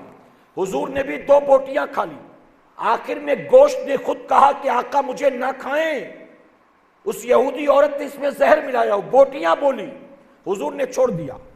صحابہ نے کہا آقا ہمیں اجازت دیں، ہم اس عورت کی گردن ماریں جس نے آپ کے ساتھ دھوکہ کیا۔ آپ نے اس کی دعوت کو قبول کیا اور اس نے آپ کے ساتھ دھوکہ دڑی کی، ہمیں اجازت دے کہ ہم اس کی گردن کو مار دیں۔ رحمت للعالمین آقا نے اس عورت کو معاف فرما دیا، معاف فرما دیا۔ ایک یہودی نے حضور پر جادو کیا تھا، وحی کے ذریعے اللہ نے اس یہودی کا نام بتایا کہ فلاں فلاں یہودی نے آپ پر جادو کیا ہے۔ نبی کو معلوم ہونے کے باوجود صحابہ نے کہا اجازت دے ہم گردن مار دیں، نبی نے فرمایا نہیں، میں نے اسے معاف کر دیا ہے، معاف کر دیا۔ آپ جانتے ہیں میرے پیارے آقا کے پیروانوں، نبی عفو و درگزر کی بات کرتے، نبی لوگوں کو معاف کرنے کی بات کرتے۔ کیوں؟ آقا فرماتے اللہ نے مجھے زحمت نہیں رحمت بنا کر بھیجا ہے۔ اور ایک بات ذہن میں محفوظ کر لیں، وہ لوگ جو یہودی ہیں، عیسائی ہیں، مشرکین ہیں، ہم ہی حضور کی امت میں نہیں ہیں، وہ سب بھی حضور کی امت میں داخل ہیں، وہ سب بھی حضور کی امت میں ہیں، لیکن ہم میں اور ان میں فرق ہے۔ کیا فرق ہے؟ حضور کی امت 2 طرح کی ہے، ایک امت دعوت ہے، ایک امت اجابت ہے۔ اجابت اس کو کہتے ہیں جس نے حضور کی دعوت کو قبول کیا اور کلمہ پڑھ لیا، یعنی ہم اور آپ، اسے کہتے ہیں امت اجابت، دعوت کو قبول کرنے والے۔ اور جنہوں نے حضور کی دعوت کو قبول نہیں کیا، کلمہ نہیں پڑھا، اس کو کہتے ہیں امت دعوت۔ تو چاہے یہودی ہو، عیسائی ہو، مشرک ہو، کسی بھی مذہب کا ماننے والا ہو، وہ سب امت دعوت ہیں، ہم سب امت اجابت ہیں۔ اور قرآن و حدیث میں امت کی فضیلت جہاں بھی آئی ہے وہ امت دعوت کے بارے میں نہیں ہے، وہ سب امت اجابت کے بارے میں۔ تو چونکہ وہ بھی حضور کی امت میں، اس لیے میرے آقا ان پر بھی رحم فرماتے ہیں۔ آپ جانتے ہیں، آپ تھکے تو نہیں نا؟ اچھا میں نے گفتگو شروع کی تھی تو ٹائم نہیں دیکھا، حالانکہ ہمیشہ دیکھ لیتا ہوں، لیکن آج میں نے ٹائم نہیں دیکھا، تو زیادہ دیر تو نہیں ہو گئی نا؟ بات سمجھ میں آ رہی ہے؟ اب چونکہ ربیع الاول شریف کا مہینہ ہے، مسلسل سفر، شب بیداری، دن بھر سفر، رات بھر سفر، تقریباً 3 راتوں سے سویا نہیں میں، اس وجہ سے آواز تھوڑی گڑبڑ ہے، لیکن امید ہے کہ میری بات سمجھ میں آ رہی ہوگی آپ کی۔ آ رہی ہے نا؟ میرے پیارے آقا کے پیروانوں، آپ جانتے ہیں فتح مکہ کے دن جب میرے آقا 10,000 صحابہ کی فوج لے کر مکے میں داخل ہوئے، تو اس وقت میرے آقا نے کیا فرمایا تھا؟ میرے آقا نے یہ نہیں کہا تھا جو سامنے آئے گردن مار دینا، نہ عورت دیکھنا، نہ مرد دیکھنا، نہ جوان دیکھنا، نہ بوڑھا دیکھنا، جو ملے قتل کرنا، نہیں۔ میرے آقا کی شان رحمت للعالمین یہ ہے کہ وہ مکہ جس سے نبی کو نکالا گیا تھا، 10 سال پہلے، اور آقا جب نکل رہے تھے تو حال یہ تھا جس مکے میں حضور پیدا ہوئے، جہاں آپ کی والدہ تھی، جہاں آپ کے والد تھے، جہاں آپ کا پشتینی مقام تھا، جہاں اللہ کا گھر خانہ کعبہ موجود تھا، ارے جہاں نبی نے اپنا بچپن گزارا تھا، اس مکے سے جب نبی نکلتے ہیں تو پلٹ پلٹ کر خانہ کعبہ کو دیکھتے ہیں اور یوں اللہ کی بارگاہ میں عرض کرتے ہیں، اے اللہ، اے خانہ کعبہ، تو مجھے بہت عزیز ہے، تو مجھے بہت پسند ہے، میں ہرگز تجھے چھوڑ کر کبھی نہ جاتا اگر میری قوم مجھے یہاں سے نہ نکالتی۔ آپ ذرا سوچیں کتنی تکلیفوں کے ساتھ نبی مکے سے جا رہے ہیں اور 10 سال کے بعد پھر واپس آ رہے ہیں۔ آقا گئے تھے رات کے اندھیرے میں، واپس آتے ہیں دن کے اجالے میں۔ آقا جا رہے تھے تو بظاہر مجبور نظر آتے ہیں تو فاتح بن کر آتے ہیں، لیکن آقا جب آتے ہیں تو کیا فرماتے ہیں؟ آقا فرماتے ہیں جو اپنے گھر میں چلا جائے اس پر تلوار نہ چلانا، جو اپنے گھر کا دروازہ بند کر لے اس پر تلوار نہ چلانا، جو اپنا ہتھیار ڈال دے اس پر تلوار نہ چلانا، جو حرم میں داخل ہو جائے اس پر تلوار نہ چلانا، جو ابو سفیان کے گھر میں چلا جائے اس پر تلوار نہ چلانا۔ حضور قتل کرنے کی بات نہیں کر رہے ہیں بلکہ آقا بات کر رہے ہیں تو لوگوں کو معاف کرنے کی بات کر رہے ہیں۔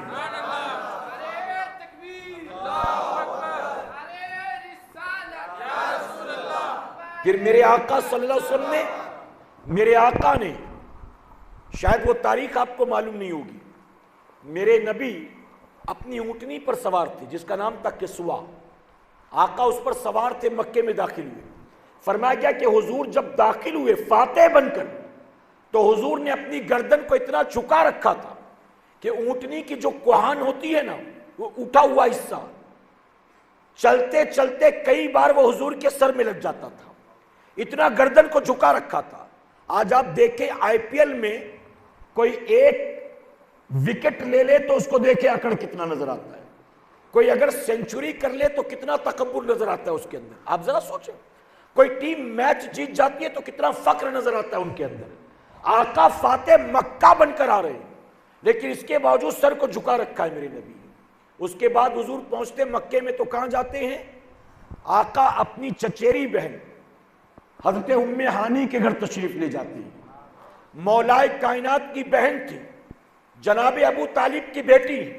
یہ وہی ام ہانی ہیں کہ جن کے گھر آقا آرام کر رہے تھے اور اللہ نے معراج کے سفر پر بلایا۔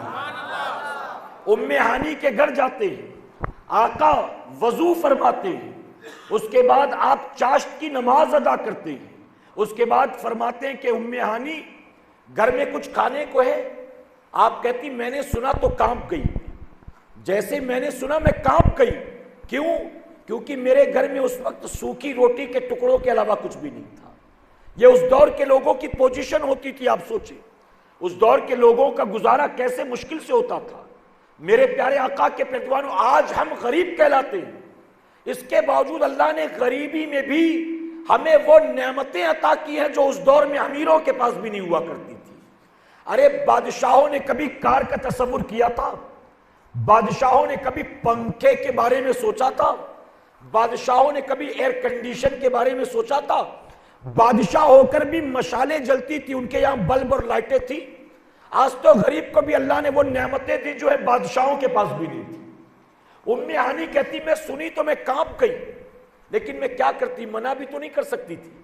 میں نے وہ سوکھی روٹی کے ٹکڑے لا کر رکھ دیے، ایک پیالہ پانی کا لا کر رکھ دیا۔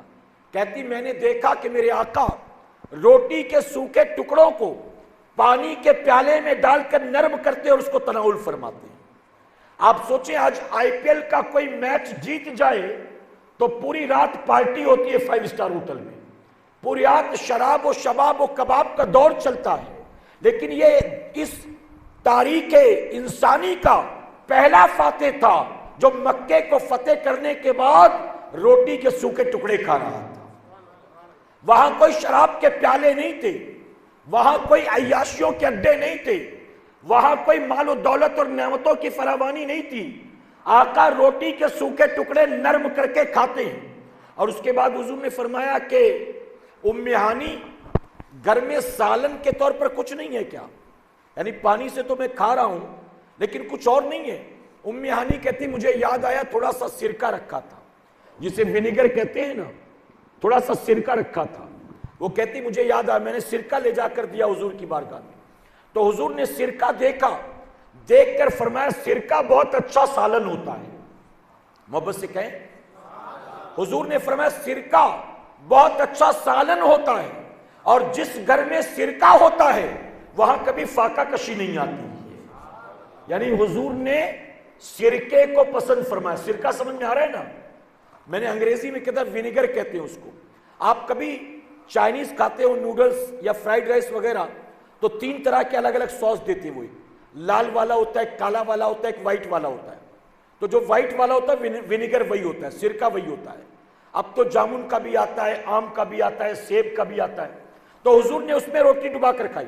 اللہ نے آپ کو بہت سی نعمتیں دی ہیں، لیکن میں کہتا ہوں کبھی صرف روٹی سرکے میں بھی ڈبا کر کھا لو، یہ سوچ کر کہ حضور کی سنت مبارکہ ہے. آقا نے وہ تناول فرمایا.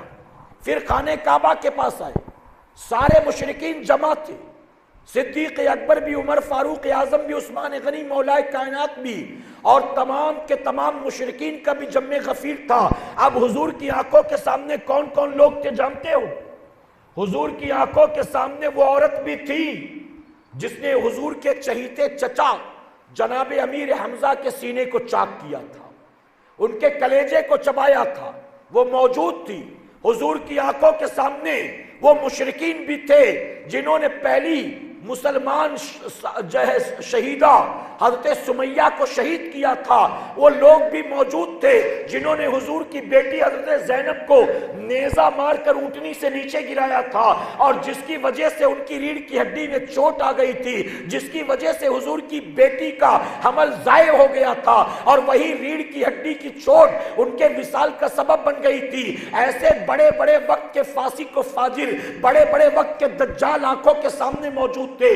وہ بھی موجود تھا جس نے بلال کو باندھ کر کوڑے لگایا تھا، حضرت خباب کے سینے پر جس نے پتھر رکھے تھے، جس نے حضور کی پشت پر حالت سجدہ میں اٹھنے کی اوجھڑی رکھی تھی. وہ بڑے بڑے دجال موجود تھے، اور نبی نے فرمایا تھا بتاؤ تم لوگوں نے کیا سوچا ہے، آج میں تمہارے بارے میں کیا فیصلہ کروں گا. جب نبی فرماتے بتاؤ، وہ سب ڈر رہے تھے، سہمے ہوئے تھے. ابھی حضور کا حکم ہوگا اور عمر کی تلوار چلے گی، حضور کا حکم ہوگا اور علی کی ذوالفقار ہماری گردنوں کو تن کے بوجھ سے ہلکا کر دے گی. وہ سب ڈرے سہمے گھبرائے ہوئے تھے. ابھی ہم سب کو قتل کر دیا جائے گا، یا ہم سب کو قیدی بنا دیا جائے گا، یا ہم سب کو جنزیروں میں جکڑ کر کسی دریا میں پھینک دیا جائے گا. وہ سب ڈرے سہمے تھے، لیکن حضور نے فیصلہ نہیں فرمایا ہے. آپ فرماتے تم لوگوں نے کیا سوچا ہے، میں تمہارے بارے میں کیا فیصلہ کروں گا. اب جب ان لوگوں نے یہ سنا، سب ایک زبان ہو کر پکار اٹھتے ہیں آپ رحم دل بھائی ہیں، آپ رحم دل باپ کے بیٹے ہیں، آپ تو رحم کرنے والے ہیں. آقا نے جب یہ سنا تو کیا فرماتے ہیں؟ فرماتے جاؤ، آج کسی سے کوئی حساب کتاب نہیں لیا جائے گا، کسی سے کوئی باز پرس نہیں کیا جائے گا، میں نے تم سب کو معاف کر دیا. ایک عام معافی کا اعلان نبی نے کر دیا. فرمایا کہ جس کی امید نہیں تھی، جس کی امید نہیں تھی، اچانک حضور کی زبان سے معافی کا اعلان سنا، آنکھوں سے آنسو جاری ہو گئے، اور اسی وقت ہزاروں لوگوں نے کلمہ پڑھ کر اسلام قبول فرما لیا. بتاؤ تلوار کے زور پر اسلام پھیل رہا ہے، دھمکیوں اور لالچ کی وجہ سے اسلام پھیل رہا ہے. میرے پیارے آقا کے پیروانوں، نبی ان پر بھی رحم کیوں کر رہے تھے؟ اس کی وجہ کہ نبی جانتے تھے میں ان کا بھی نبی بنا کر بھیجا گیا ہوں، ان کا بھی. ارے آقا یہ تو میں نے انسانوں کی بات کی، وہ چرند پرند کے بھی نبی ہیں، وہ چاند سورج کے بھی نبی ہیں، وہ درختوں کے بھی نبی ہیں، وہ پتھروں کنکروں کے بھی نبی ہیں. اور آقا ایسے نبی ہیں کہ پتھر کو اشارہ کر دیتے ہیں تو پتھر اپنی جگہ کو چھوڑ کر آ جاتا ہے. آپ کنکری کو اشارہ کرتے ہیں، ابو جہل کے ہاتھ میں رہ کر کنکری کلمہ پڑھنے لگتی ہے. ارے سب نے نبی کی نبوت کو ایسے تسلیم کیا تھا کہ سورج ڈوب گیا تھا، نبی نے حکم دیا تو وہ بھی پلٹ آیا ہے. ارے چاند کو آقا نے حکم دیا تو چاند نے سینے کو چاک کر دیا ہے. آقا نے نے درخت کو حکم دیا ہے تو درخت بھی زمین کو چیر کر چل پڑا ہے۔ آخر یہ کیوں تھا؟ یہ ساری کائنات کی مخلوقات جانتی تھی یہ صرف انسانوں کے نبی نہیں ہے، یہ صرف مسلمانوں کے لیے نبی نہیں ہے، اللہ نے سب کے لیے ان کو نبی بنا کر بھیجا ہے، اللہ نے سب کے لیے ان کو رحمت بنا کر بھیجا ہے۔ میرے پیارے آقا کے پیردوانوں، اسی لیے کہنے والے نے کیا خوب کہا، وہ ہر عالم کی رحمت ہے، کسی عالم میں رہ جاتی ہے، یہ ان کی مہربانی ہے کہ یہ عالم پسند آیا۔ اللہ کا بے پناہ کرم اور احسان، اللہ نے ہمیں اور آپ کو امت اجابت بنایا ہے۔ آپ جانتے میرے نبی نے فرمایا قیامت میں تمام امتوں کی، تمام انسانوں کی 120 صفیں ہوں گی۔ کتنی ہوں گی؟ جو صفیں لگیں گی نا، آدم علیہ السلام سے لے کر آخری انسان تک جو قیامت کے قریب آئے گا، 120 لوگوں کی صفیں ہوں گی۔ آقا فرماتے ہیں تمام انبیاء کی امت کی صفیں ہوں گی، اور وہ صفیں 120 ہوں گی، اور فرماتے 120 میں 80 صف میری امت کی ہوگی، سارے انبیاء کے ملا کر 40 اور 80 صف تنہا میرے نبی کی امت۔ اللہ کا احسان ہے کہ اللہ نے ہمیں اس امت میں پیدا فرمایا ہے، اللہ کا احسان ہے کہ امت دعوت نہیں بنایا، امت اجابت بنایا ہے۔ ہمیں بھی چاہیے ہم بھی اپنے اخلاق کا علاج کریں کہ انشاءاللہ، ہم بھی اپنے کردار کا علاج کریں کہ انشاءاللہ ہم رحمت للعالمین آقا کی امت میں ہیں۔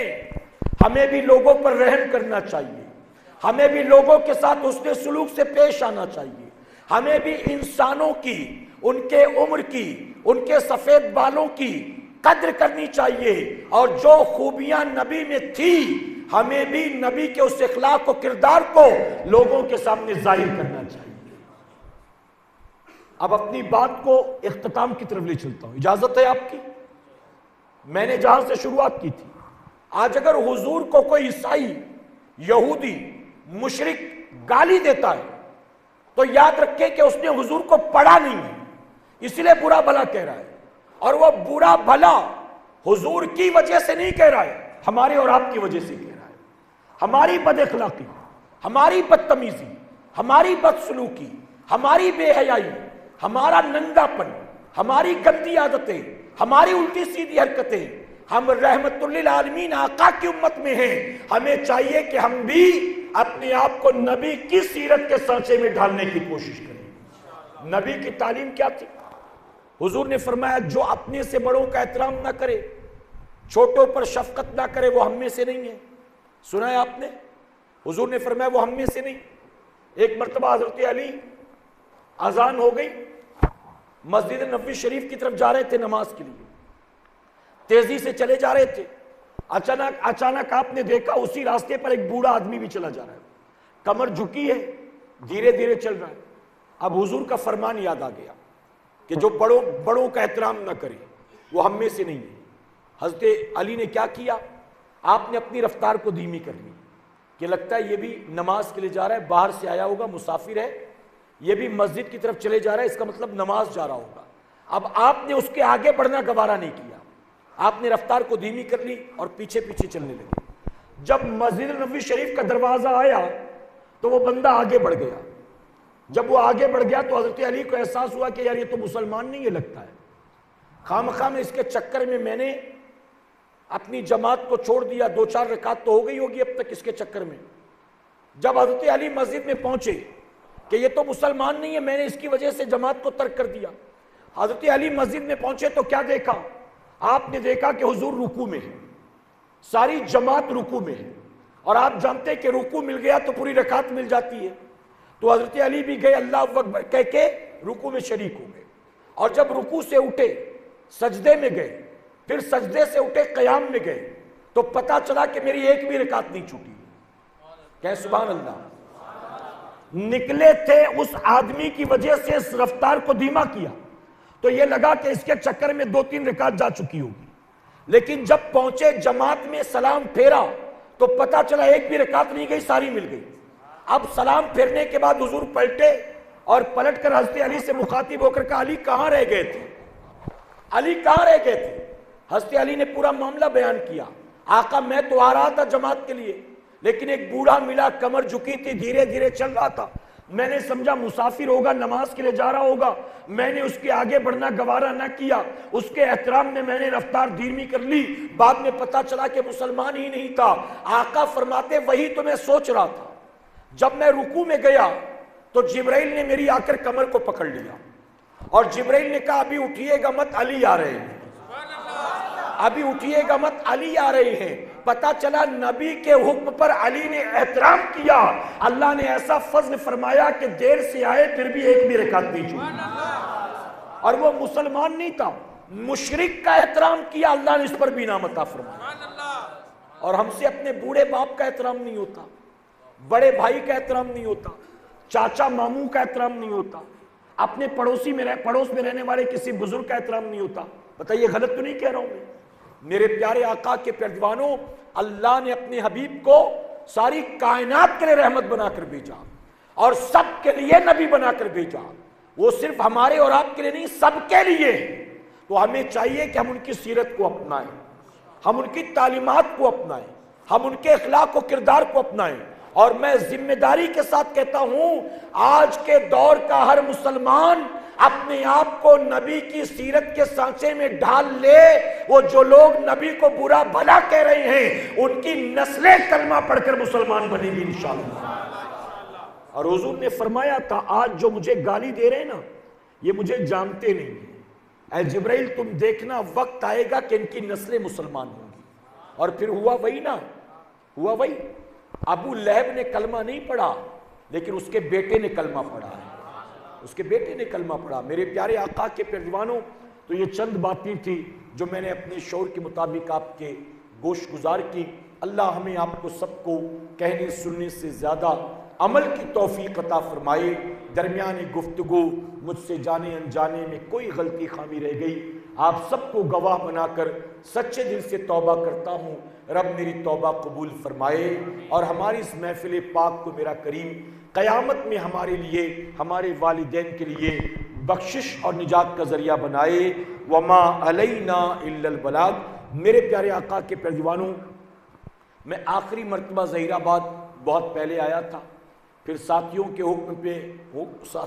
حکم پر پھر آپ کے سامنے حاضر ہو گیا۔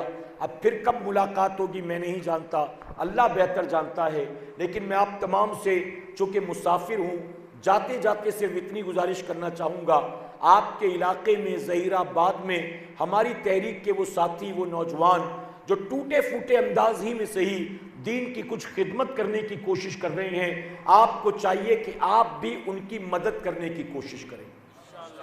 دیکھیں ہمارے ساتھی جو بھی لگے ہوئے ہیں اس کام میں، یہ کوئی دنیاوی یا ذاتی مفاد کے لیے تو نہیں کر رہے ہیں نا، یہ دنیاوی اور ذاتی مفاد کے لیے کر رہے ہیں، بلکہ یہ چاہتے ہیں کہ ان کی بھی آخرت سنور جائے، آپ کی بھی آخرت سنور جائے۔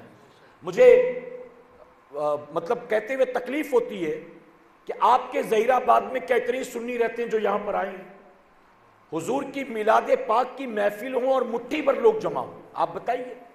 کبھی کبھی تو مجھے کہنا پڑتا ہے کہ میرے بھائی اگر ذکر کی محفل نہ ہوتی، یہاں ڈیگے چڑھائی ہوتی نا، اگر یہاں ڈیگے چڑھی ہوتی نا تو پورا شہر امڑ پڑا ہوتا، جن کو ہم نے نہیں بلایا ہوتا وہ بھی آ جاتے لنگر کھانے کے لیے، تب جگہ پیر رکھنے کو جگہ نہیں ملتی۔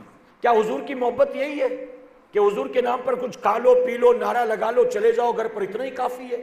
حضور کی سیرت نہیں، ان کا اخلاق نہیں، ان کا کردار نہیں، ان کی تعلیمات نہیں۔ میرے پیارے آقا کے پیروانوں، حضور کے دنیا سے پردہ کرنے کے سینکڑوں سال کے بعد بھی عیسائی ان کی زندگی کو پڑھتا ہے تو ماننے پر مجبور ہو جاتا ہے کہ ان سے بہتر کائنات میں کوئی آیا ہی نہیں۔ عیسائی ہو کر بھی لسٹ میں عیسیٰ علیہ السلام کا نام اوپر نہیں لکھتا، ہمارے نبی کا نام اوپر لکھتا، اور اسی نبی کا کلمہ پڑھنے والے بدنام زمانہ بن چکے، ایک دوسرے سے بنتی نہیں، حسد ہے، کینہ ہے، بغض ہے، عداوت ہے۔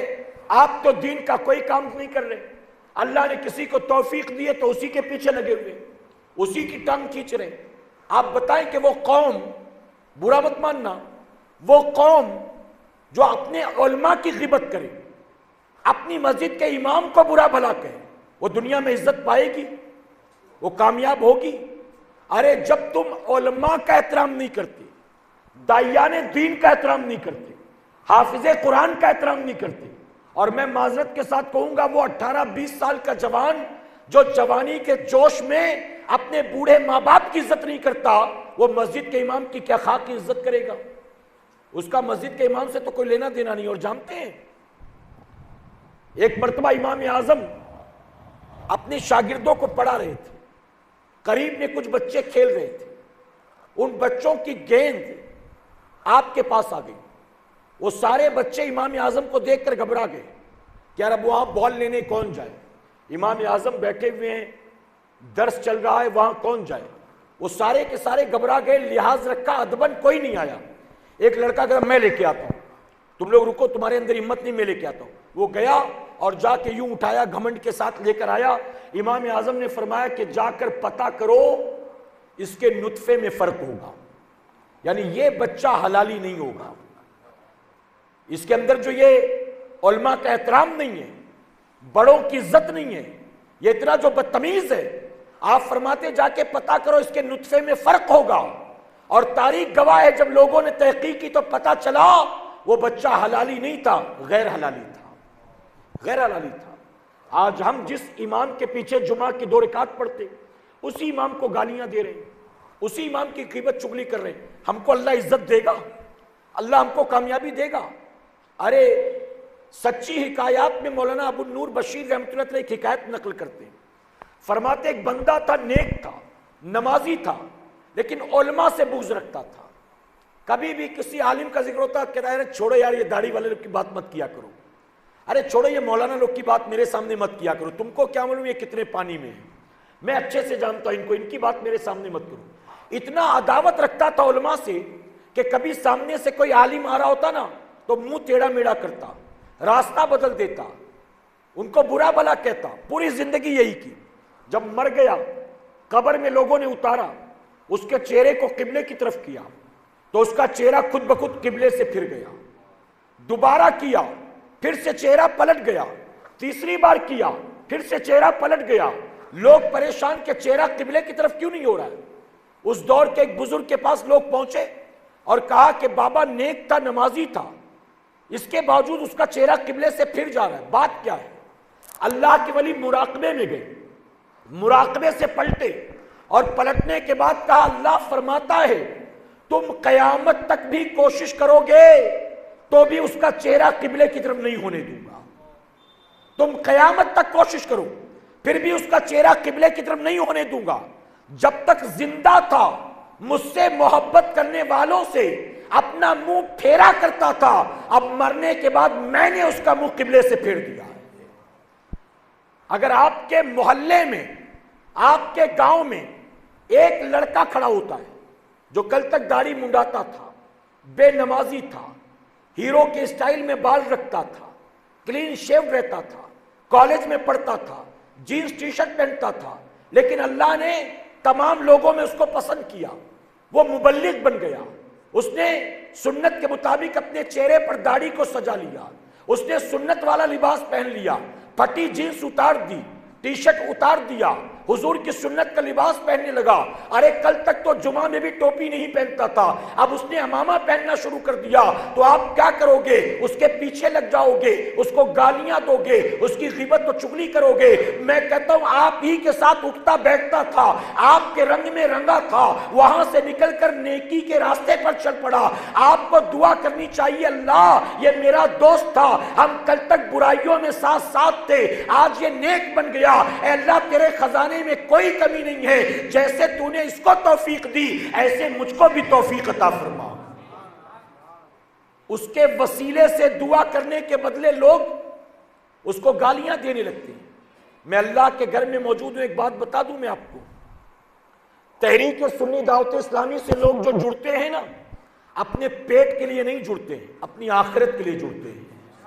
سنی دعوت اسلامی میں کسی کو بھی چاہے علاقائی نگراں ہو، چاہے زونل نگراں ہو، چاہے کسی شہر کا نگراں ہو، چاہے کسی اسٹیٹ کا نگراں ہو، چاہے مرکزی لیول پر رکن شورا ہو، کسی کو کوئی تنخواہ نہیں ملتی ہے. اور نہ ہم کو کوئی ٹارگٹ دیا گیا ہے کہ سال میں اتنا زکوٰۃ جمع کرنی ہے، اتنا فطرہ جمع کرنا ہے. آپ ظہیر آباد کے ساتھیوں سے پوچھو انہوں نے مرکز پر اب تک کتنا پیسہ پہنچایا ہے، کتنا فنڈ پہنچایا ہے۔ ہم آئے ہیں تو کیا یہاں سے پیسے لے کے جانے کے لیے آئے ہیں؟ میرے پیارے آقا کے پیروانوں، شروع سے آخر تک، امیر سے لے کر فقیر تک ساری خدمات فی سبیل اللہ ہے، اور ہم سب نکلے ہیں دیوانوں کی طرح اپنی آخرت کو سنوارنے کے لیے، اللہ رسول کو راضی کر کے اپنی قبر میں اپنی لاش کو کیڑے مکوڑوں سے بچانے کے لیے، محشر کے عذاب سے اپنے آپ کو بچانے کے لیے۔ اگر تم یہ کام نہیں کر سکتے ہو، ان کا ساتھ دینے کی کوشش کرو، اور اگر ساتھ دینے کی بھی توفیق نہ ملے، کم سے کم ان کی ٹانگ تو نہ کھینچا کرو، ان کو برا بھلا تو نہ کہا کرو۔ ہمارے ساتھیوں نے ایک محفل کی، کتنے دنوں پہلے تاریخ لی، تیاریاں کی، اعلانات کیے، دعوت نامے بنائے، اس کے باوجود لوگ آنے کو تیار نہیں ہیں۔ کہاں آؤ گے تم؟ کیا سیکھو گے؟ اچھا، جب سے یہ اجتماع شروع ہوا تب سے لے کر آخر تک آپ بتائیے، ہم نے اپنے امیر کا نام لیا ایک بھی بار؟ امیر کا نام لیا؟ ہم نے ان کی کرامات بیان کی، ہم نے ان کی تعریفیں کی؟ میرے پیارے آقا کے پیروانوں، ہم محفلیں سجاتے ہیں حضور کے نام پر، اور شروع سے آخر تک حضور ہی کا ذکر کرتے ہیں۔ اس کی وجہ کہ اس کائنات میں اللہ نے ان سے بہتر کسی کو پیدا ہی نہیں فرمایا۔ ہم جمع کریں لوگوں کو سرکار کے نام پر اور کہیں کہ ہمارے امیر تو اتنے پائے کہ اتنے پرہیزگار، اتنے متقی، اتنے دیندار، اتنے نیک انسان، ہمارے دھندے یہ نہیں ہیں، ہم شخصیت پرستی کی تحریک نہیں چلا رہے ہیں، ہم تو جو لوگ مدینے سے رشتہ توڑے بیٹھے ہیں ان کو مدینے کے قریب کرنے کے لیے نکلے ہوئے ہیں۔ ہم تو نوجوانوں کو سنت کے سانچے میں ڈھالنے کے لیے نکلے، ہم تو لوگوں کو دین کی طرف بلانے کے لیے نکلے، ہم تو بے نمازی مسلمانوں کو نمازی بننے کی دعوت دیتے ہیں، ہم تو ماں باپ کے باغیوں کو ماں باپ کا فرما بردار بننے کی دعوت دیتے ہیں، ہم تو چرسیوں گنجیڑیوں کو اللہ کے گھر کی طرف بلاتے ہیں، اور مقصد شروع سے آخر تک صرف ایک ہے کہ مدینے والے آقا راضی ہو جائیں، مدینے والے آقا۔ تو یہ نوجوان جو آپ کے علاقے میں ٹوٹے پھوٹے انداز میں کام کر رہے ہیں نا، ان کے دست و بازو بن کر کے ان کی مدد کیا کرو کہ انشاءاللہ۔ اگر یہ چندہ مانگتے تو مت دو، یہ چندہ مانگتے تو مت دو، لیکن وقت مانگتے ہیں تو دیا کرو میرے بھائی۔ اگر کہیں کہ ہفتہ واری اجتماع ہے تو تھوڑی دیر آ کر بیٹھ جایا کرو۔ یہ آپ سے زکوٰۃ مانگنے بھی تو نہیں آتے، یہ آپ سے فطرہ مانگنے بھی تو نہیں آتے، بتائیے ہے کیا؟ تحریک سنی دعوت اسلامی کا یہ کام ہی نہیں ہے۔ ہماری نظر لوگوں کی جیبوں پر نہیں ہوتی، ہماری نظر تو لوگوں کی آخرت کو سنوارنے پر ہوتی ہے، اور اس میں اپنا کوئی ذاتی بینیفٹ نہیں ہے۔ آپ جانتے ہیں، اچانک چلتے پھرتے میری والدہ کا انتقال ہو گیا، اچانک، نہ ہارٹ کا پرابلم تھا، نہ شوگر کا مسئلہ تھا، نہ بی پی کا مسئلہ تھا، کچھ نہیں، اچانک۔ والد صاحب بہت بیمار تھے 3 سال سے، اور ہمیں یہ لگتا تھا کہ پتہ نہیں کب ان کا انتقال ہو جائے۔ اسپتال لے جاتے، 15-20 دن رکھتے، پھر گھر لاتے، 8-10 دن رکھتے، پھر اسپتال لے جاتے۔ جب بھی اسپتال لے جاتے بس یہی ڈر ہوتا کہ پتہ نہیں ہم واپس آئیں گے کہ نہیں آئیں گے، پتہ نہیں کب باپ کا سایہ سر سے اٹھ جائے۔ تو والد بیمار تھے، ان کی بیماری کی وجہ سے یہ ڈر تھا کہ پتہ نہیں کب ان کا انتقال ہو جائے، لیکن والدہ بالکل فٹ تھی، ان کو کچھ بھی نہیں تھا، لیکن والد کی موجودگی میں اچانک ایک رات والدہ کا انتقال ہو گیا، اور اس کے 1.5 سال کے بعد والد کا انتقال ہو گیا، تقریباً 1.5 سال کے بعد۔ اب جانتے ہیں میرے امیر نے مجھے کیا بتایا؟ میرے امیر نے کہا کہ بیٹا، میرے بھی والدین کا انتقال ہو گیا ہے، تمہارے سر سے بھی ماں باپ کا سایہ اٹھ گیا ہے، بیٹا اب جو تم کرو گے، اب ان ساری نیکیوں کا ثواب اللہ تمہارے والدین کو بھی دے گا۔ اب چونکہ تمہاری نیکیوں میں حصے دار بھی آ گئے تو تمہیں نیکی کا کام بڑھانا پڑے گا۔ پہلے جتنا کماتا تھا اپنے حصے میں لکھا جاتا تھا، اب چونکہ ماں باپ کو بھی دینا ہے تو اب کیا کیا؟ میں نے کہا جب اب 3 لوگوں کو دینا ہے تو محنت بھی کم سے کم 2 کے برابر تو کریں گے انشاءاللہ، 2 کے برابر۔ میرے پیارے آقا کے پیروانوں، اور مجھے یقین ہے اللہ کی رحمت سے میرے ماں باپ زمین کے نیچے ہیں، میں دیکھ تو نہیں سکتا، لیکن جب بھی کہیں کھڑے ہو کر میں الصلاۃ والسلام علیک یا رسول اللہ پڑھاتا ہوں، اللہ میرے ماں باپ کی قبر میں جنت کی ہوائیں نازل کرتا ہوں۔ میرے ماں باپ کوئی بہت نیک نہیں تھے، عالم فاضل حافظہ نہیں تھے، وہ نیک اتنے پرہیزگار متقی نہیں تھے، لیکن پھر بھی اللہ نے مجھ کو توفیق دی، میں جو کچھ کر رہا ہوں اللہ میری ساری نیکیوں کا صلہ میرے ماں باپ کو بھی دے گا۔ اور آپ اپنے ماں باپ کے لیے کرو گے نا، آپ کی اولاد بھی آپ کے لیے کرے گی، ورنہ آپ سب کچھ چھوڑ چھاڑ کے بیٹھو گے، اپنے ماں باپ کے لیے کچھ بھی نہیں کرو گے، اپنی اولاد سے بھی کوئی توقع مت کرنا۔ تو اس لیے میں کہتا ہوں میرے بھائی، یہ چند نوجوان جو تیار ہوئے نا ظہیر آباد میں، آپ ان کا ساتھ دیں، ان کی مدد کریں، کچھ اور نہ کر سکیں ان کی دعوت پر لبیک کہا کریں، یہ جب بلائیں تو حاضر ہوا کریں گے انشاءاللہ، ان کا ساتھ دینے کی کوشش کریں۔ ہاں، میرے نبی نے فرمایا تھا ایک وقت ایسا آئے گا، اعلیٰ حضرت نے بھی اپنی وصیت میں یہ آخری بات لکھا ہے، ایک وقت ایسا آئے گا کہ دین کا کام بھی بنا دینار و درہم کے نہیں ہو سکے گا، کریکٹ ہے نا؟ دین کا کام بھی بنا دینار و درہم کے نہیں ہو سکے گا۔ اب میں بامبے سے آیا ہوں، میں نے کوئی نذرانہ نہیں مانگا، لیکن پھر بھی کرایہ بھاڑا تو لگا ہوگا نا، گورنمنٹ کی طرف سے کوئی فری پاس تو نہیں ہے کہ تبلیغ دین کے لیے جہاں بھی جاؤ آؤ جاؤ، فلائٹ ہو، ٹرین ہو، پلین ہو، بس ہو، کار ہو، کوئی مسئلہ نہیں، ہم تم کو فنڈ دے رہے، ایسا کوئی فنڈ ہے ہمارے نام پر؟ نہیں۔ تو اخراجات تو ہوتے ہیں۔ اب اگر اس لائق اللہ نے آپ کو بنایا ہے، آپ اس میں اپنی طرف سے مدد کر سکتے تو الحمدللہ، لیکن اس لائق نہیں ہے کہ 200-400-500 دین کے کام کے لیے دے سکیں، تو کم سے کم اتنا تو کریں کہ آپ وقت کی قربانی دیا کریں۔ اور میرے پیارے آقا کے پیارے دیوانوں، اگر دین کے کام کے لیے آپ کے علاقے میں سالانہ اجتماع رکھنے کے لیے یا آپ کے علاقے میں ماہانہ اجتماع رکھنے کے لیے اگر کوئی مبلغ آپ سے 100-200 مانگ بھی لیتا ہے تو اس کا مانگنا بھی شریعت کے خلاف نہیں ہے۔ کیا نبی نے مسجد نبوی شریف بنانے کے لیے چندہ نہیں مانگا تھا؟ کیا نبی نے جنگ کے لیے چندہ نہیں مانگا تھا؟ مانگا تھا کہ نہیں مانگا تھا؟ اور صحابہ نے کیا کیا تھا؟ صدیق اکبر تو اپنا کپڑا بھی اتار کر لے آئے تھے، عمر فاروق اعظم تو گھر کا سب آدھا آدھا کر کے لے آئے تھے۔ تو یہ دین کے لیے مانگنا بھی نبی کی سنت ہے۔ اگر کیپیبل ہو، دے سکتے ہو الحمدللہ، نہیں دے سکتے ہو کوئی بات نہیں، وقت تو دے ہی سکتے ہو نا، تو کوشش کریں گے انشاءاللہ۔ ان نوجوانوں کی مدد کریں، ان کے ساتھ جڑیں، آپ جتنی محنت کریں گے یقیناً آپ ہی کو اس کا فائدہ ہونا ہے۔ اللہ ہم سب کو کہنے سننے سے زیادہ عمل کی توفیق عطا فرمائے۔ میرے پیارے آقا کے پیروانوں، ہمارے ساتھ ہمارا مکتب بھی بامبے سے آیا ہوا ہے، مکتب طیبہ۔ یہ ایک چھوٹی سی بکلیٹ ہے جس میں ایک طرف درود رضویہ، اندر حضور کے نالے پاک کا نقش ہے، اور اس میں چھوٹی چھوٹی دعائیں، ان کی فضیلت، چھوٹے چھوٹے درود شریف، ان کے فضائل موجود ہیں۔ میری گزارش ہے کہ آپ اس کو مکتب طیبہ سے ضرور حاصل کرنے کی کوشش کریں۔ اسی کے ساتھ میرے پیارے آقا علیہ الصلوۃ والتسلیم کے پیارے دیوانوں، ایک نئی کتاب جس کا نام ہے انوار مصطفیٰ صلی اللہ علیہ وسلم۔ حضور اکرم صلی اللہ علیہ وسلم کی جو بیویاں تھیں، ان بیویوں کے نام کیا تھے جو ہماری مائیں لگتی ہیں؟ حضور کی بیٹیاں کتنی تھیں، ان کے نام کیا تھے؟ حضور کے بیٹے کتنے، ان کے نام کیا تھے؟ حضور کے چچا کتنے، ان کے نام کیا تھے؟ کاتبین وحی الہی کے نام کیا تھے؟ یہ ساری چیزیں اس کتاب میں جمع کر دی گئی ہیں۔ انوار مصطفیٰ مختصر ہدیہ، میری گزارش ہے کہ اس کو بھی آپ لیں اور لے کر یاد کرنے کی کوشش کریں۔ حضور کی 11 بیویوں کے نام یاد نہیں ہو سکتے ہیں جی؟ مشکل ہے۔ 4 بیٹیوں کے نام یاد نہیں ہو سکتے ہیں۔ اسی طرح عشرہ مبشرہ کے نام یاد نہیں ہو سکتے ہیں؟ ہو سکتے ہیں نا؟ آپ یاد کریں، اللہ اس پر بھی ثواب عطا فرمائے گا۔ میرے پیارے آقا کے پیروانوں، ایک بزرگ ہیں جن کا نام ہے تیفور ابن عیسیٰ۔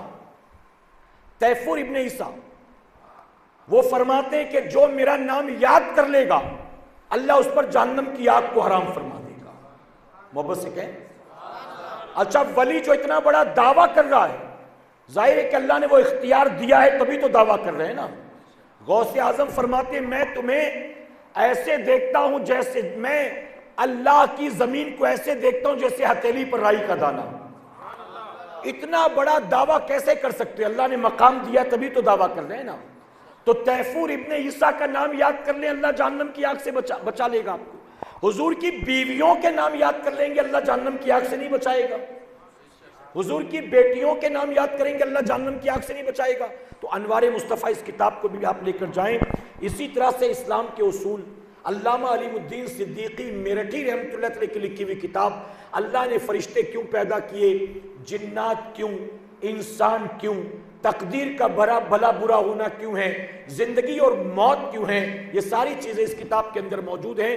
مسلم کے 6 حقوق، ایک مسلمان کا دوسرے مسلمان پر 6 حق ہے، وہ کیا کیا ہے میرے پیارے آقا کے پیروانوں، اس کو دیکھیں بھی، سمجھیں بھی، اور اس کو آپ ادا کرنے کی بھی کوشش کریں۔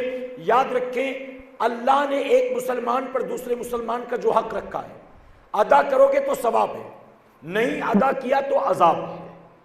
اب حق معلوم ہوگا تبھی تو ادا کرے گا نا، معلوم ہی نہیں تو ادا کہاں سے کرے گا؟ تو معلوم کرنے کے لیے آپ اس کو لے جائیں، اور ادا کرنے پر کیا انعام وہ بھی اس میں لکھا ہے، نہیں ادا کریں گے تو کیا وعید ہے وہ بھی لکھا ہے۔ تو آپ اس کو لے جائیں اور سمجھنے کی کوشش کریں۔ میرے پیارے آقا علیہ الصلوۃ والتسلیم کے پیروانوں، اسی کے ساتھ خوشبو کا لگانا بھی حضور کی سنت مبارکہ ہے۔ یہ نان الکوہلک عطر ہے جس میں کوئی حرام اشیاء نہیں ہے۔ آپ یہ عطر بھی مکتب طیبہ سے حاصل کر سکتے ہیں، آپ مسجد کے امام صاحب کو بھی تحفے میں دے سکتے ہیں۔ آپ میں کوئی اگر اس لائق ہے خرید کر صرف اپنے لیے نہیں اپنے والد صاحب کے لیے بھی ایک لے کر چلا جائے، اللہ اس پر بھی اس کو اجر عطا فرمائے گا۔ اسی طرح تحفے نوری، حضور مفتی اعظم علیہ رحمت و رضوان کی لکھی ہوئی تعویذ، اس تعویذ کی بڑی فضیلت ہے، روزی میں برکت کے لیے، کورٹ کچہری مقدمے کے معاملات میں آسانی کے لیے، کوئی کام نہ بنتا ہو تو غیبی مدد کے لیے، شادی بیاہ میں رکاوٹ ہو تو آسانی کے لیے، بچے رات کو ڈر کر اٹھ جاتے ہیں، روتے ہیں، سوتے نہیں یا بستر پر پیشاب کر دیتے ہیں، ان کے لیے نقش بہت فائدہ مند ہے۔ اور اس نقش کو لانے کا اصل مقصد یہ ہے، آج ہر کوئی دعا تعویذ تلاش کرتا رہتا ہے، اور کبھی کبھی لوگ دعا تعویذ کے چکر میں ڈونگیوں کے پاس چلے جاتے ہیں، مکاروں دھوکے بازوں کے پاس چلے جاتے ہیں، جن کو قرآن بھی نہیں پڑھنا آتا، کلمہ بھی نہیں یاد ہے، وہ بھی بابا بنے بیٹھے ہوئے۔ تو ایسوں سے تعویذ لینے سے بہتر ہے ان کے ہاتھ کی لکھی تعویذ لے جاؤ جن کی ولایت کا پوری دنیا میں ڈنکا بج رہا ہے۔ تو مکتب طیبہ سے آپ اس سے ضرور حاصل کرنے کی کوشش کریں۔ میرے پیارے آقا علیہ الصلوۃ والتسلیم کے پیروانوں، مسجد وطن باغ میں بعد نماز عشاء ہر اتوار کو سنی دعوت اسلامی کا ہفتہ واری اجتماع ہوتا ہے آپ کے ظہیر آباد کی سرزمین پر۔ میری گزارش ہے ہر اتوار کو بعد نماز عشاء ہونے والے ہفتہ واری اجتماع میں مسجد وطن باغ میں ضرور پہنچنے کی کوشش کریں گے آپ انشاءاللہ۔ ساتھیوں نے کئی بار دعوت دی ہوگی، ہو سکتا ہے کہ آپ نے قبول نہ کی ہو۔ آج ایک باہر سے آنے والا مسافر دعوت دے کر جا رہا ہے، قبول کریں گے آپ؟ میرے پیارے آقا کے پیروانوں، آنا بھی ہے، لوگوں کو لانے کی کوشش بھی کرنا ہے، ٹھیک ہے؟ اسی کے ساتھ ایک گزارش اور بھی ہے، عالمی تحریک سنی دعوت اسلامی کا یوٹیوب پر مرکزی چینل ہے جس کا نام ہے SDI چینل۔ آپ اگر مزید میرے بیانات کو سننا چاہتے ہیں SDI چینل پر چلے جائیں، ہمارے امیر کے بیانات بھی موجود ہیں، سید امین القادری صاحب قبلہ کے بیانات بھی موجود ہیں، مفکر اسلام کے بیانات موجود ہیں۔ آپ چینل کو سرچ کریں، سبسکرائب کریں، اور تمام نئے بیانات و اجتماعات کی نوٹیفیکیشن کے لیے بیل آئیکن پر کلک کرنا نہ بھولیں۔ اسی طرح کمنٹ باکس میں جا کر سبحان اللہ، ماشاءاللہ بھی لکھیں، لائک بھی کریں، اور دوست احباب میں اس کو عام کریں، یعنی زیادہ سے زیادہ شیئر بھی کریں کہ انشاءاللہ۔ دیکھیے اب ایئر اینڈنگ ہے اور ہمارے سالانہ اجتماعات کا سلسلہ شروع ہونے والا ہے۔ میرے پیارے آقا کے پیروانوں، بامبے میں بھی سالانہ اجتماع ہوگا، ہبلی میں بھی ہوگا، گلبرگہ شریف میں بھی ہوگا، حیدرآباد میں بھی ہوگا، اسی طرح یوپی کے بھی 2-4 علاقوں میں ہوگا۔